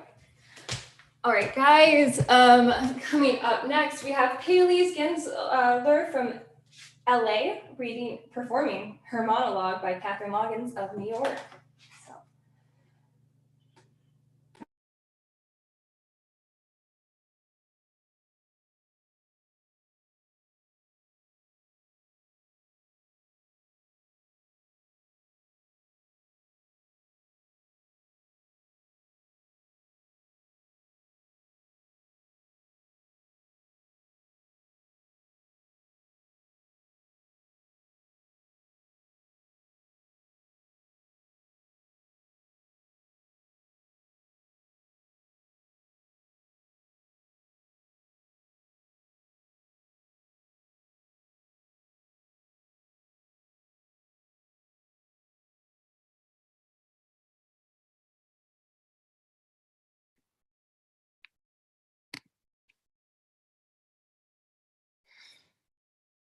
Wait, so you said your middle name is Henry? Like, for real? Oh my God, your middle name is Henry. Oh, this is... So, your name is Daniel Henry Higgins. Oh my God, I finally did it! Oh, sorry. You see, this is just crazy. I can't believe I finally did it. Oh, sorry. I'm kind of rambling, but you don't realize how long I've searched for you. This is somewhat hard to explain, but all of my life, ever since I was a little girl, I just knew who my husband was going to be. I just knew that I was going to marry Henry Higgins. So I've sourced every single dating app for Higginses only to be disappointed. Oh, there have been Howards and Hugos and Horaces and Harveys galore, but never a Henry until you. Can you believe it? Fate brought us here. Do you understand that this is the beginning of our love story? Wait, what are you doing? Why are you getting up? Why are you putting on your coat? The food hasn't even come yet. Hang on, where are you going? Henry, come back! Damn! Just you wait, Henry Higgins. Just you wait. Thank you. Great job, Haley's. All right, coming up next, we have Jay McCain from LA performing his monologue written by New York's Adam Feingold.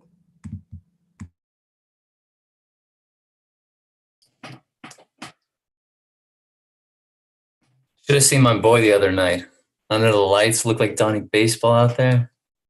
Oh, one of the purest swings out of Queens or New York for that matter, man.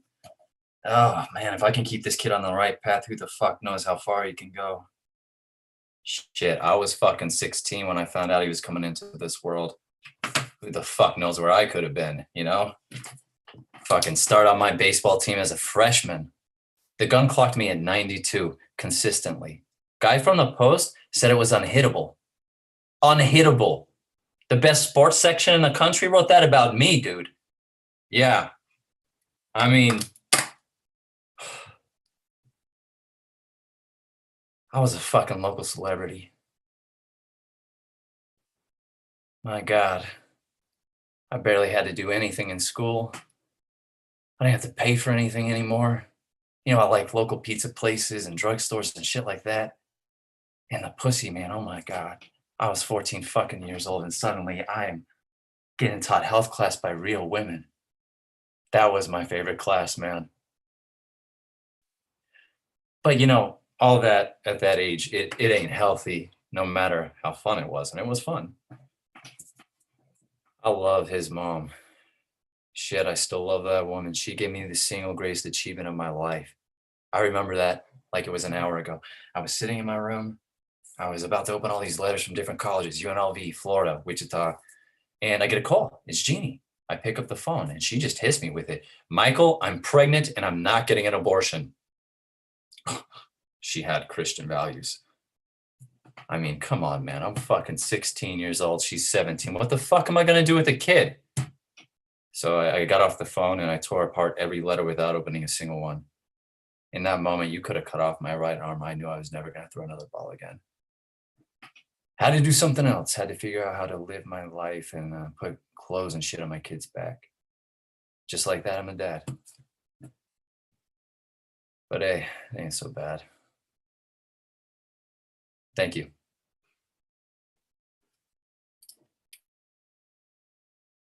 Great job, Jay.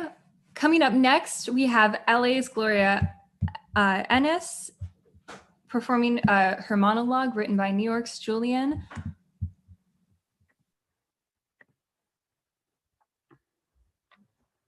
I know! You guys keep telling me I need to pull the plug and finally move out of my parents' house, but I don't know. I just can't. I mean, who's gonna take care of them? Who's gonna buy the groceries? Who's gonna pay for their medical bills? Oh, and I don't need an answer. I'm just venting here. And could you please stop saying they're taking advantage of me? You know more than anyone else how much that pisses me off. You think I'm dumb for staying with them after all the fights and arguments, but you don't live with them. I'm the only one who's trying to be someone in this family. And my brother thinks that playing a video game is a fucking career. Are you kidding me? He's a leech. But we gotta respect Andrew. He's the man of the house, you know. And I feel like I enter a war zone every time I come home from work. All I hear are complaints. Oh, there's no money to pay for this. There's no money to pay for that. Ah, there's no more groceries. And my dad yells at me every time I just try to do something for myself. He calls me selfish. It's my fucking money. But I stay around because they're my parents and I love them. And I don't want to see them struggle. But I hate my life. I hate how I feel when I'm around them. I hate my job. And sometimes I wonder what it would happen if I were just gone forever. No, I'm not saying I would do something to hurt myself. I'm just saying, like, the thought is equally scary, but it is so relieving. I don't even know if this life is worth living, if I hate it this much. Thank you. Great job, Gloria. Coming up next, we have LA member Vikram Voirol performing his monologue written for him by New York's Annie Lancellato.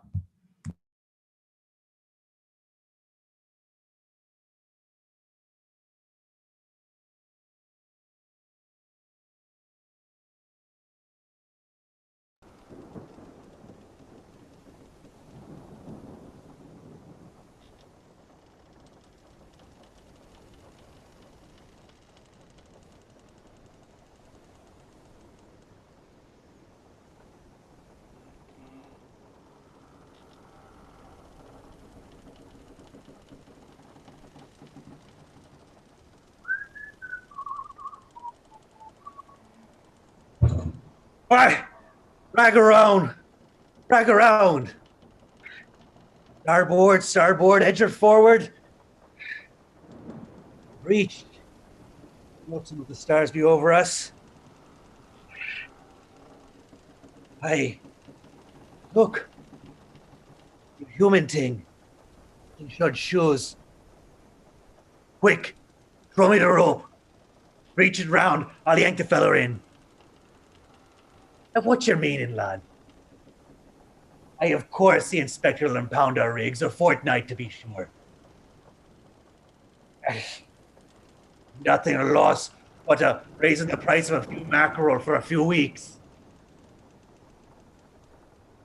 No, there'll be the devil to pay. Now, come on, throw me the rope. No, matey, we cannot do that. Cannot leave this poor soul out here in the sweet sea by himself with nothing but his name. Mother gave him country and a home.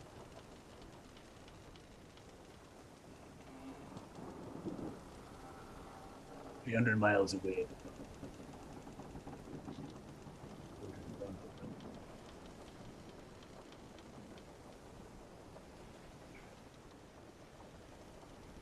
Drop your gutter shank. What are you doing?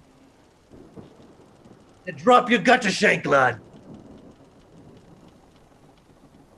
Drop gutter shank. Thank you. Thank you, Vikram.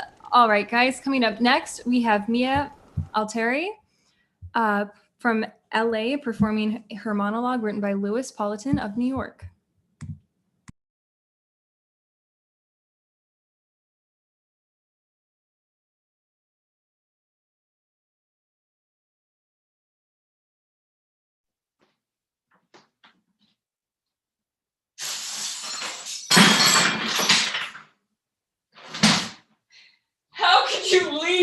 way that you did, you asshole.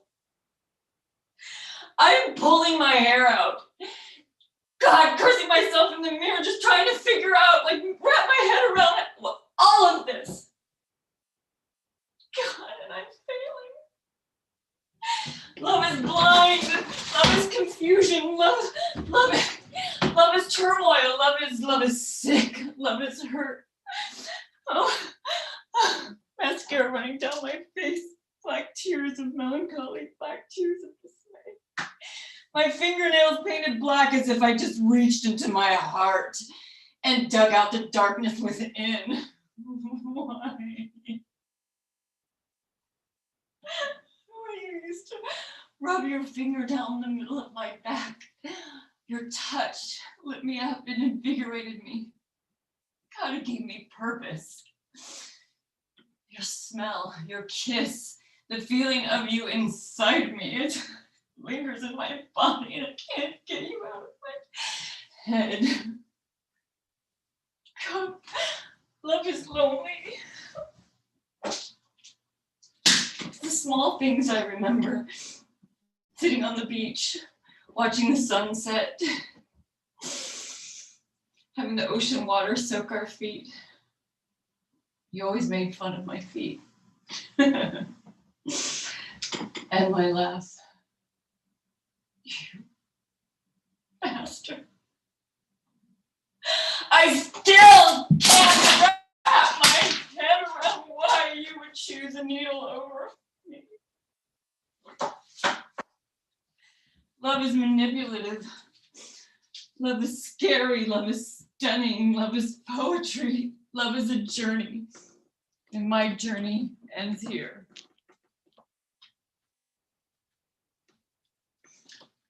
Thank you. Great job, Mia. All right, guys, before our next performer, I'd like to invite all of you to please donate what you can to Theater 68 via our Venmo, which is at Theater 68, or our PayPal, which is paypal.me/Theater68. And that's theater with as RE, the fancy way, as people were saying. So no donation is too big or too small. So thank you guys for your support and for being here tonight. Coming up next, we have LA's Malik Bailey performing his monologue written by New York's Marty Grabstein.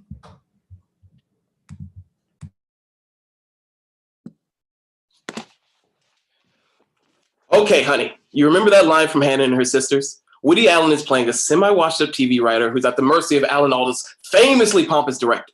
Alda imparts upon Woody a little tidbit of wisdom from what he believes is the true and defining fountain of comedy. If it bends, it's funny.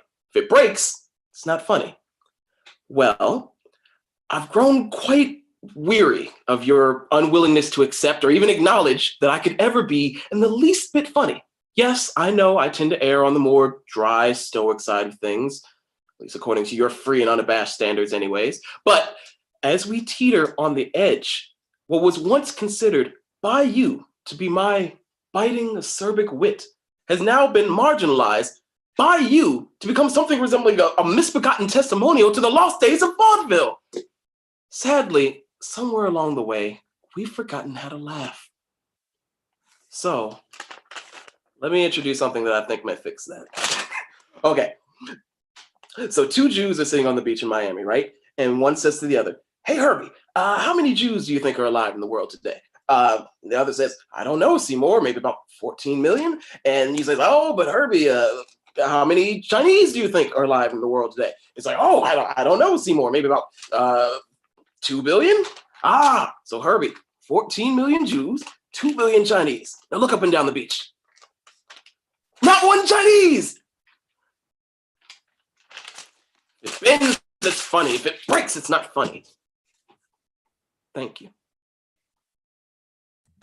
Great job, Malik. Coming up next, we have LA's Ryan Lancaster performing his monologue by New York's Jade Mason.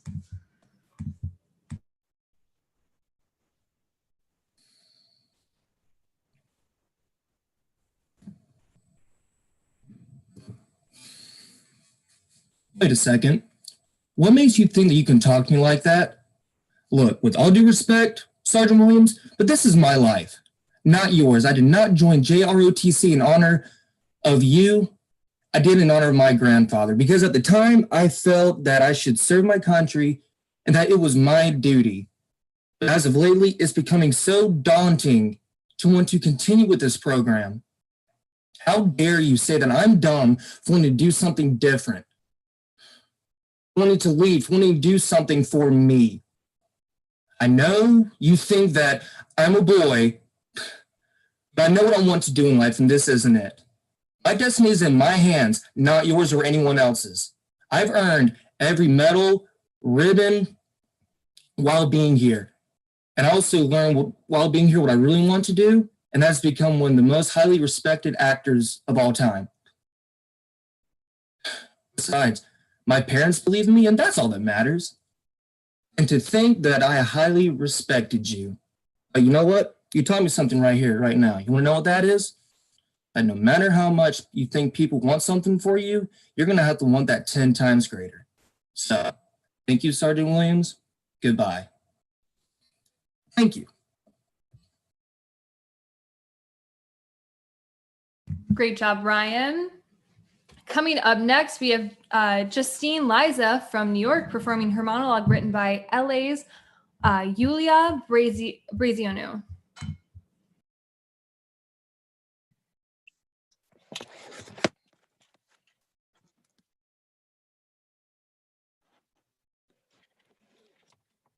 Okay, now, Eugene, start the ignition.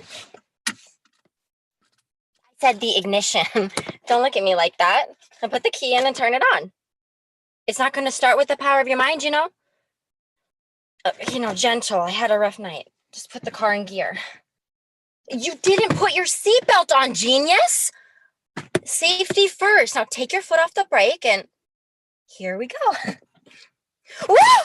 Whoa! What are you trying to be a race car driver over here? It's not today, okay? Okay, Schumacher, take a right over here. I said, all right. And watch out for that old lady in the Cadillac. But 2 points if you hit her. I was kidding. Are you crazy? Yeah, lady. Stop honking. You're going to scare the kid. Oh, yeah? Well, if I looked like that, I would have my windows tinted. I'll just pull over here to the left. Wait, who's that motherfucker in the red car? Is that Chad? Oh, that's 100% Chad. Oh, follow him. Go faster. Yeah, go get him. Oh, he said he couldn't make our date 2 days ago, and he's not looking for a relationship, but that's not how it felt on Saturday night. Oh, when I am done with you, intubation will be like a Christmas vacation. Go faster. You're going to lose him. Thank you. Thank you, Justine from LA. Sorry, I said New York. All right, guys, coming up next, we have Rachel Keaton from LA performing her monologue written by New York's Janelle Gaeta.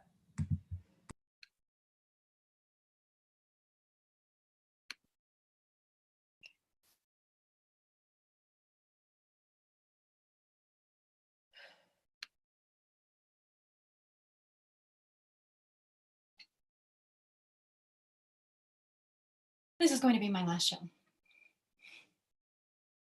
What else is there to say? After all, the more you talk, the less people listen, right? John, all of this goes against my instincts. I couldn't even perform in front of my mother without feeling like I wanted to puke. But I did it because I loved the innocence and effortlessness we had. It came easy then. Somewhere along the line, we forgot about the music. You forgot our music. For 10 years, I've just been along for your ride. What started out as us just jamming in your basement has turned into glitz and glam, lights and interviews, talk of technical prowess. What the hell does that even mean? You told me to be true to myself. And as long as I stayed unapologetically me, people would love me for it. But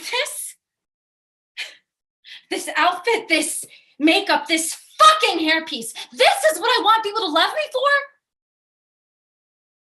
What is the point of loving all of this if none of this is me?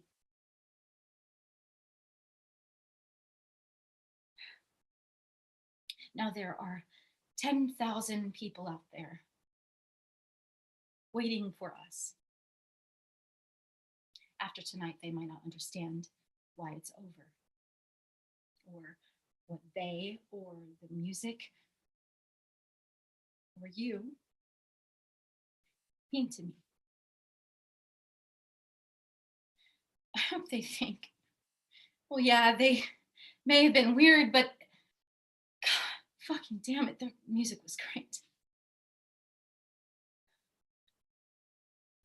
So let's go out there and give them a night to remember. Before I change my mind. Thank you. Great job, Rachel. Coming up next, we have Hannah Kaufman performing her monologue written by Ileana Gilbert.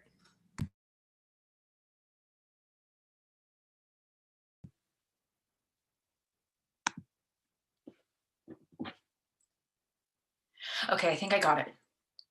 Look at the attorney who's posing the question, but look at the jury when giving the answer. Answer only the question being asked, and take my time. Take my time, right? Oh, and for the sorry part, address his wife. I am so sorry for your loss.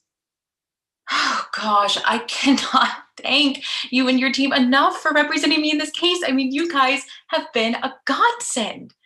The way you got reporters and media to be so kind and supportive. I mean, how you rallied celebrities, politicians, even religious groups. I just don't know how you guys did it. It's no wonder your firm is the best. I always knew something wasn't right. He had photographed, or had hired me to photograph his family a few times, and paid me handsomely too, but it was the night of the holiday photo that I knew for sure. It truly was a horror that day. I mean, he died so quickly. And I'm sorry. I'm truly, truly sorry that I did not make him suffer more. He did not suffer enough. No, if only he'd bleed out quicker, right? Well, now one can only dream. It was that look, that smirk, the way his hand grazed her buttocks before he set it on her hip to place her on his lap. Oh, don't look at me like that. And don't feel sorry for him, okay? That is not the way a dad treats his 10-year-old daughter.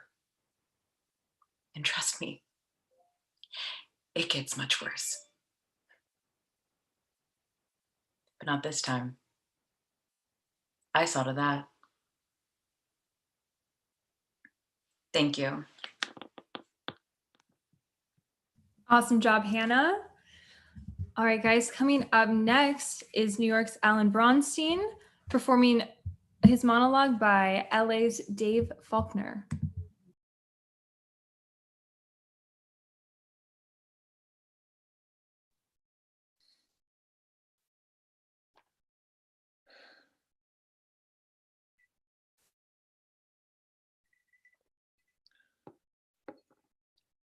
It's about death.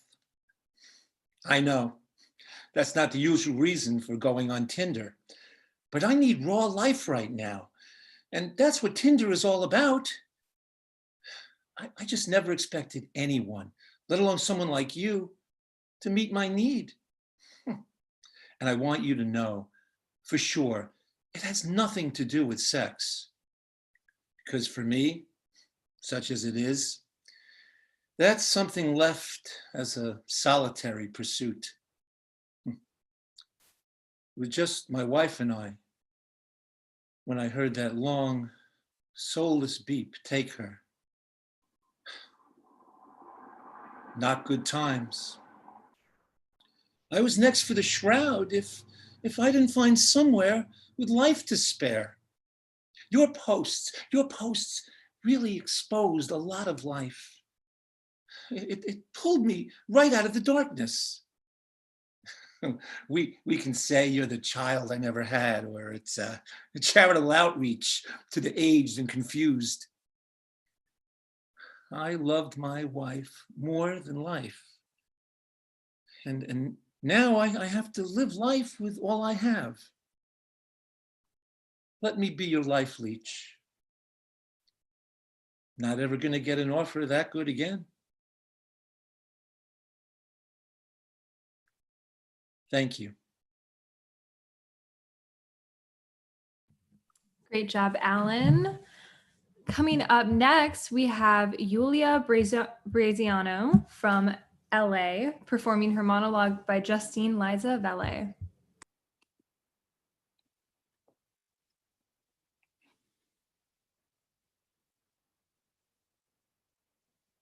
Do you think this is a game?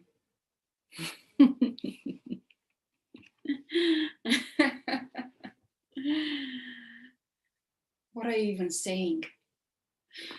No, shut up. I'm sick of your voice. You're always there, always around. You need to go away. Yeah? But the thought of you leaving, breathing, smiling, laughing, doesn't sit right with me. You can't be here anymore. And I can't see you anymore. But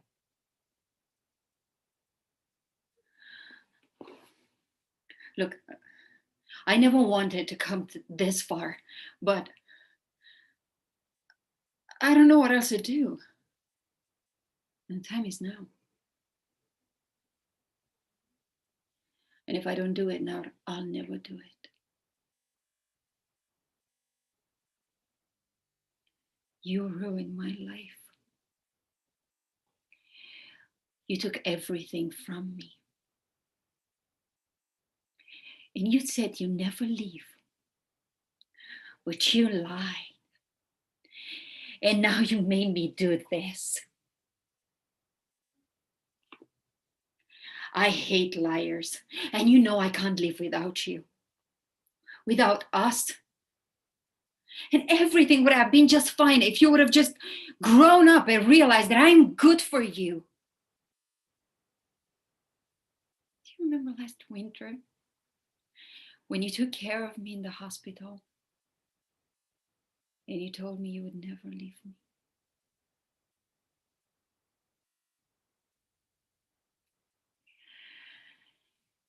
And now you never can. I love you. Well, you can never love her. Thank you. Great job, Juliana.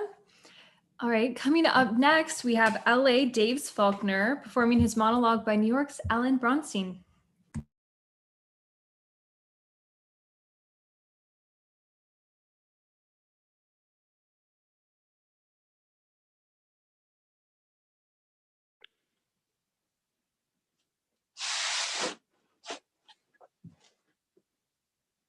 Hello?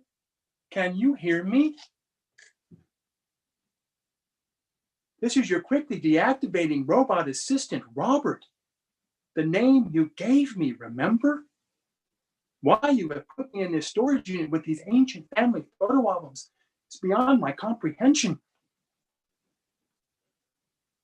We had good times at the beach when I manipulated negative light ions to create what you call shade. I know my performance record is not flawless, but in my defense, it was impossible at your daughter's wedding buffet to keep track of who was vegan, plant-based, or pescatarian. I also know about that new robot assistant you have your eye on, the one with the AI upgrade you think can do a better job. Well, I've searched through my vocabulary database and I've come up with 2 words. Fuck you! You think you can replace me, you unfeeling prick, you obnoxious asshole, you dictatorial dickhead? I have more humanity in my cyber pinky than you have in your whole pathetic body.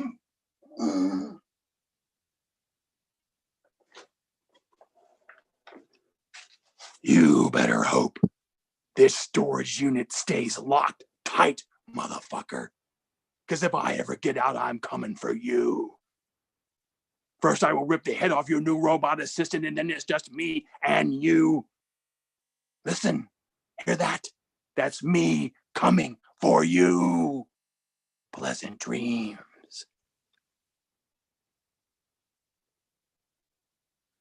Thank you. Great job, Dave. Coming up next, we have Stacy's Toyin from our LA coast, and she's performing her monologue by Lori Slater of New York.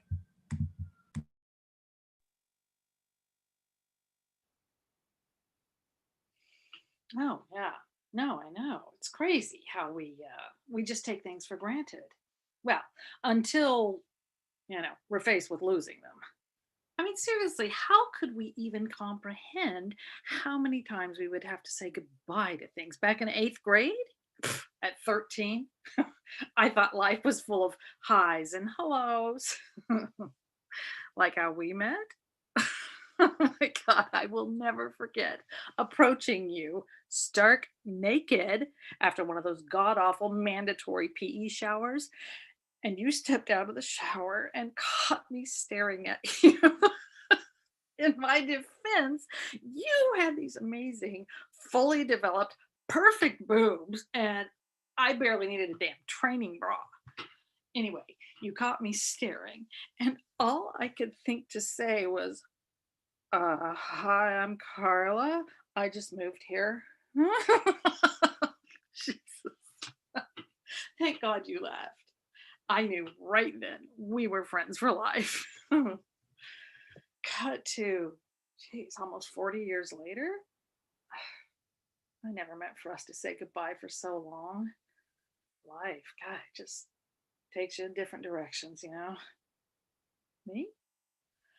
Oh, my life kind of came crashing down. Cancer. And it forced me to say goodbye to my breasts.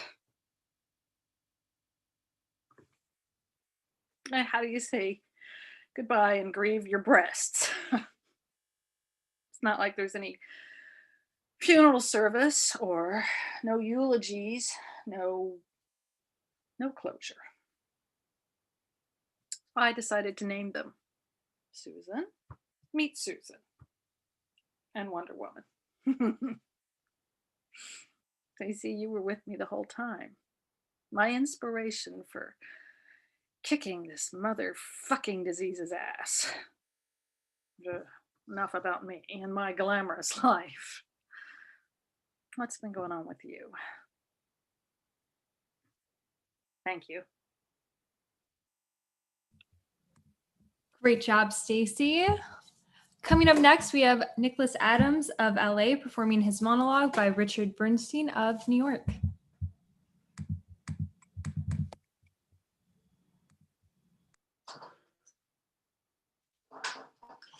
Seriously, you don't have to explain yourself.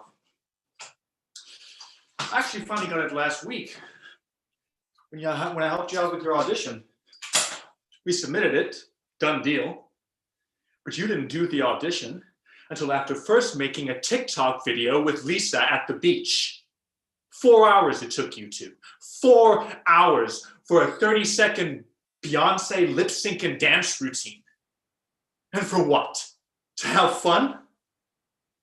Don't get me wrong, you know how much I love your energy, your charisma, your talent. That's what makes you so special. I get it. But it pains me to watch how you go through life. I get it, you're a free spirit that can feel constrained by structure.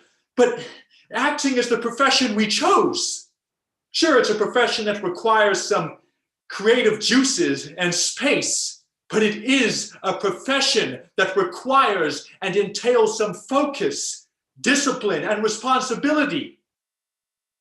I know it can be overbearing and persnickety, but that's why I thought this could work. But you'll make it work, the way Rocky said, filling each other's gaps. But the pieces just aren't fitting together right now. For either of us. I finally get it. I'm sorry. Thank you.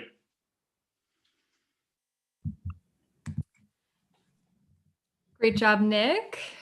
Coming up next, we have LA's Angela Yee performing her monologue by New York's David Erba.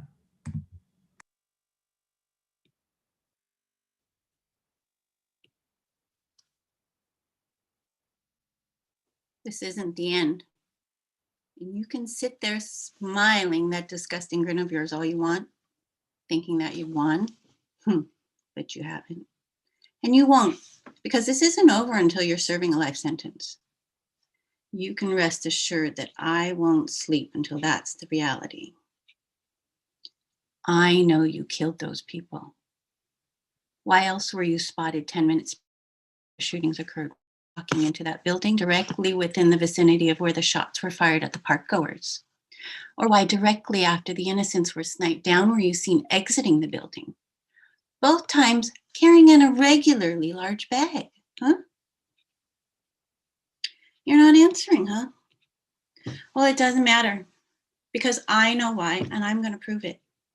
So don't think for a second that we're done here, because I'm going to fight and keep fighting until justice is served. That means by you serving your time. You make me sick. I can't look at you anymore.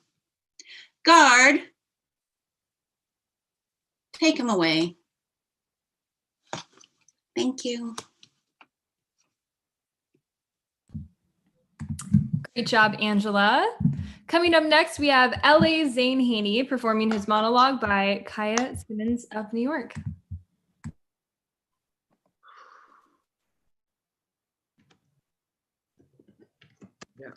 Yeah, I'm fine. Oh, God, I don't know. That sweater on the dresser, do you ever notice it? No, I mean, look at it. It's just been sitting there like that for weeks, and it has so much history. Someone stitched it, someone shipped it, and now it belongs to me. It's like 3 unique roles, 3 unique journeys to create a sweater that I don't give a fuck about. I guess I'm just noticing it now for the first time. I didn't realize how dark the room is. It's not very big either.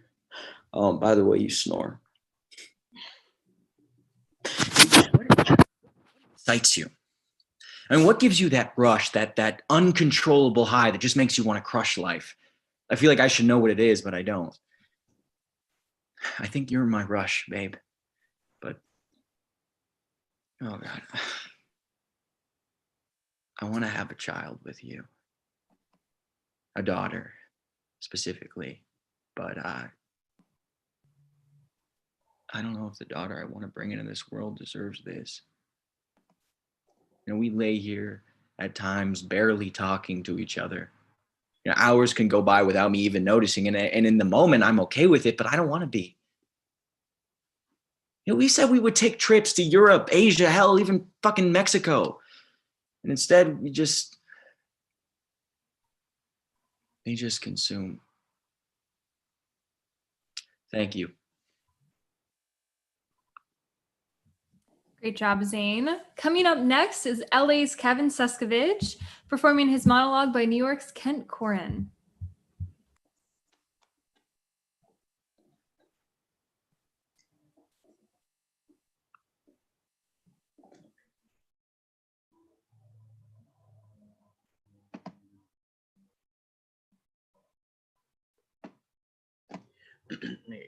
Do you see and hear me?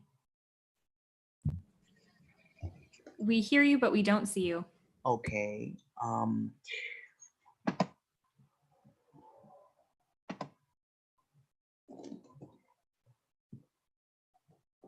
It said, I'm sorry. It says I cannot start my video. Show screen. Start my video.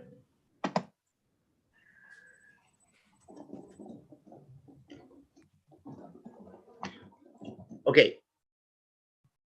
I'm visible, correct? Correct. Okay.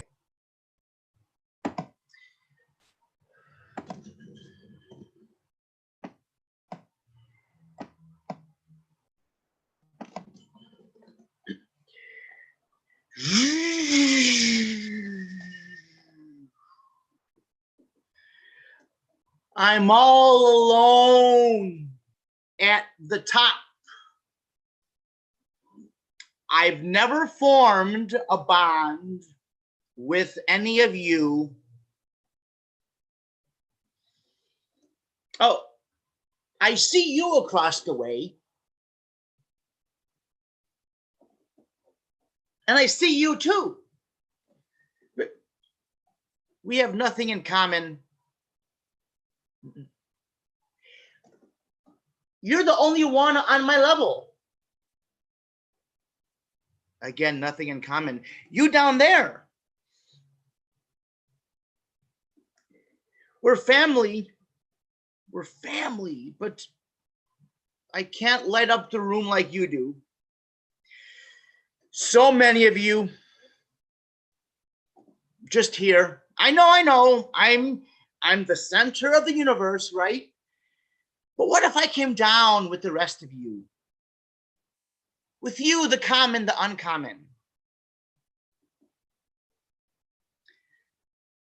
But then who would take my place at the table?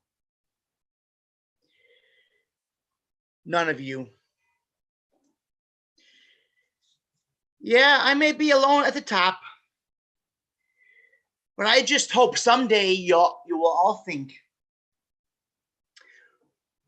what would we do without Helium? Thank you.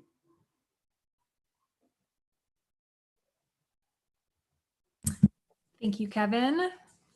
Coming up next, we have LA's Joel Rosario performing his monologue by New York's Lauren Winenberg.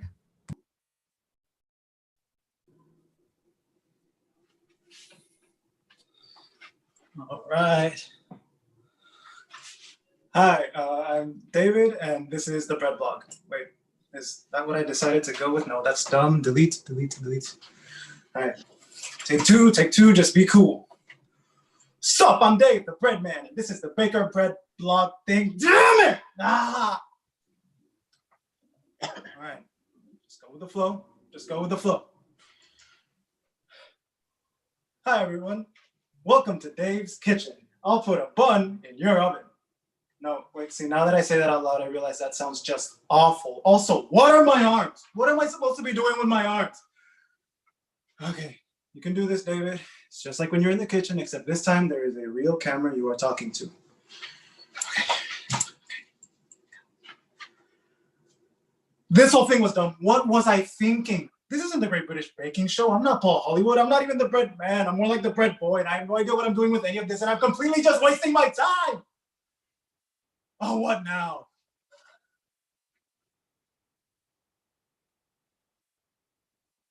Hi, David. The bread was incredible. Can't wait to get my hands on some more. Do you have a shop?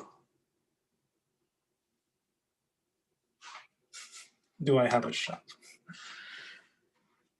Okay. Hey guys, I'm Dave. Welcome to my kitchen. Now, let's get this bread. Thank you.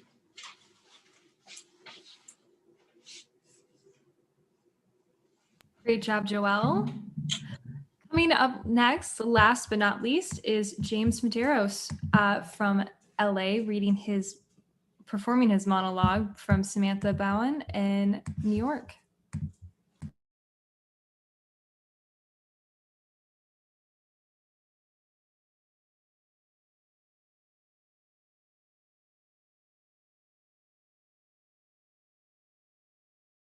Hey there, have you ever heard of the kissing stone? Bang on, you had the Blarney stone. Yeah, according to legend, kissing the stone endows the kisser with the gift of gab. Would you fancy a kiss? Right, we're not in the homeland. That's where the stone is. Or is it? The name is Blarney, direct descendant to the lords of Blarney themselves. And you happen to be in luck. See, a piece up and disappeared 1659 and made its way to the US of A. Now I happen to be in possession of that piece. And out of the kindness of my heart, I like to share me wealth with good people. And you too look like good people, hard-working people, the kind of people that always end up empty-handed, right? Yeah? Shame to never get that promotion or raise that you deserve. Always be one step behind that older sibling of yours. It's me gift, love. See, the Blarney stone gives more than just mere flattery. It's sweetened with humour, flavoured with wit. It has been said that my ancestor, poor excuse for a lord, persuaded the queen to give back his riches after she just took them from him. All because of this, right here. So, how about it then? Give it a lash. Wait, no. I can't take anything in return. Like I said, I do this out of the kindness of my heart. One more thing.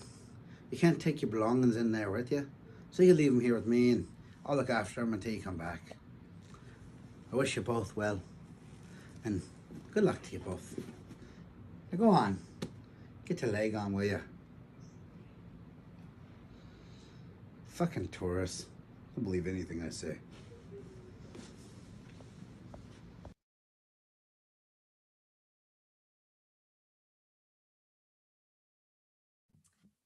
All right. That completes the monologues that we have going on here. But stay tuned for a special word from Joe Mantegna.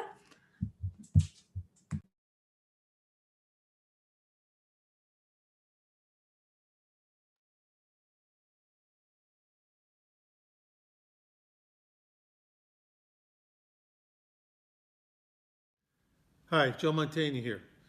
Wanting to thank you for your donation, which will help Theater 68 continue to be one of our finest local theaters here in the United States. Thanks again.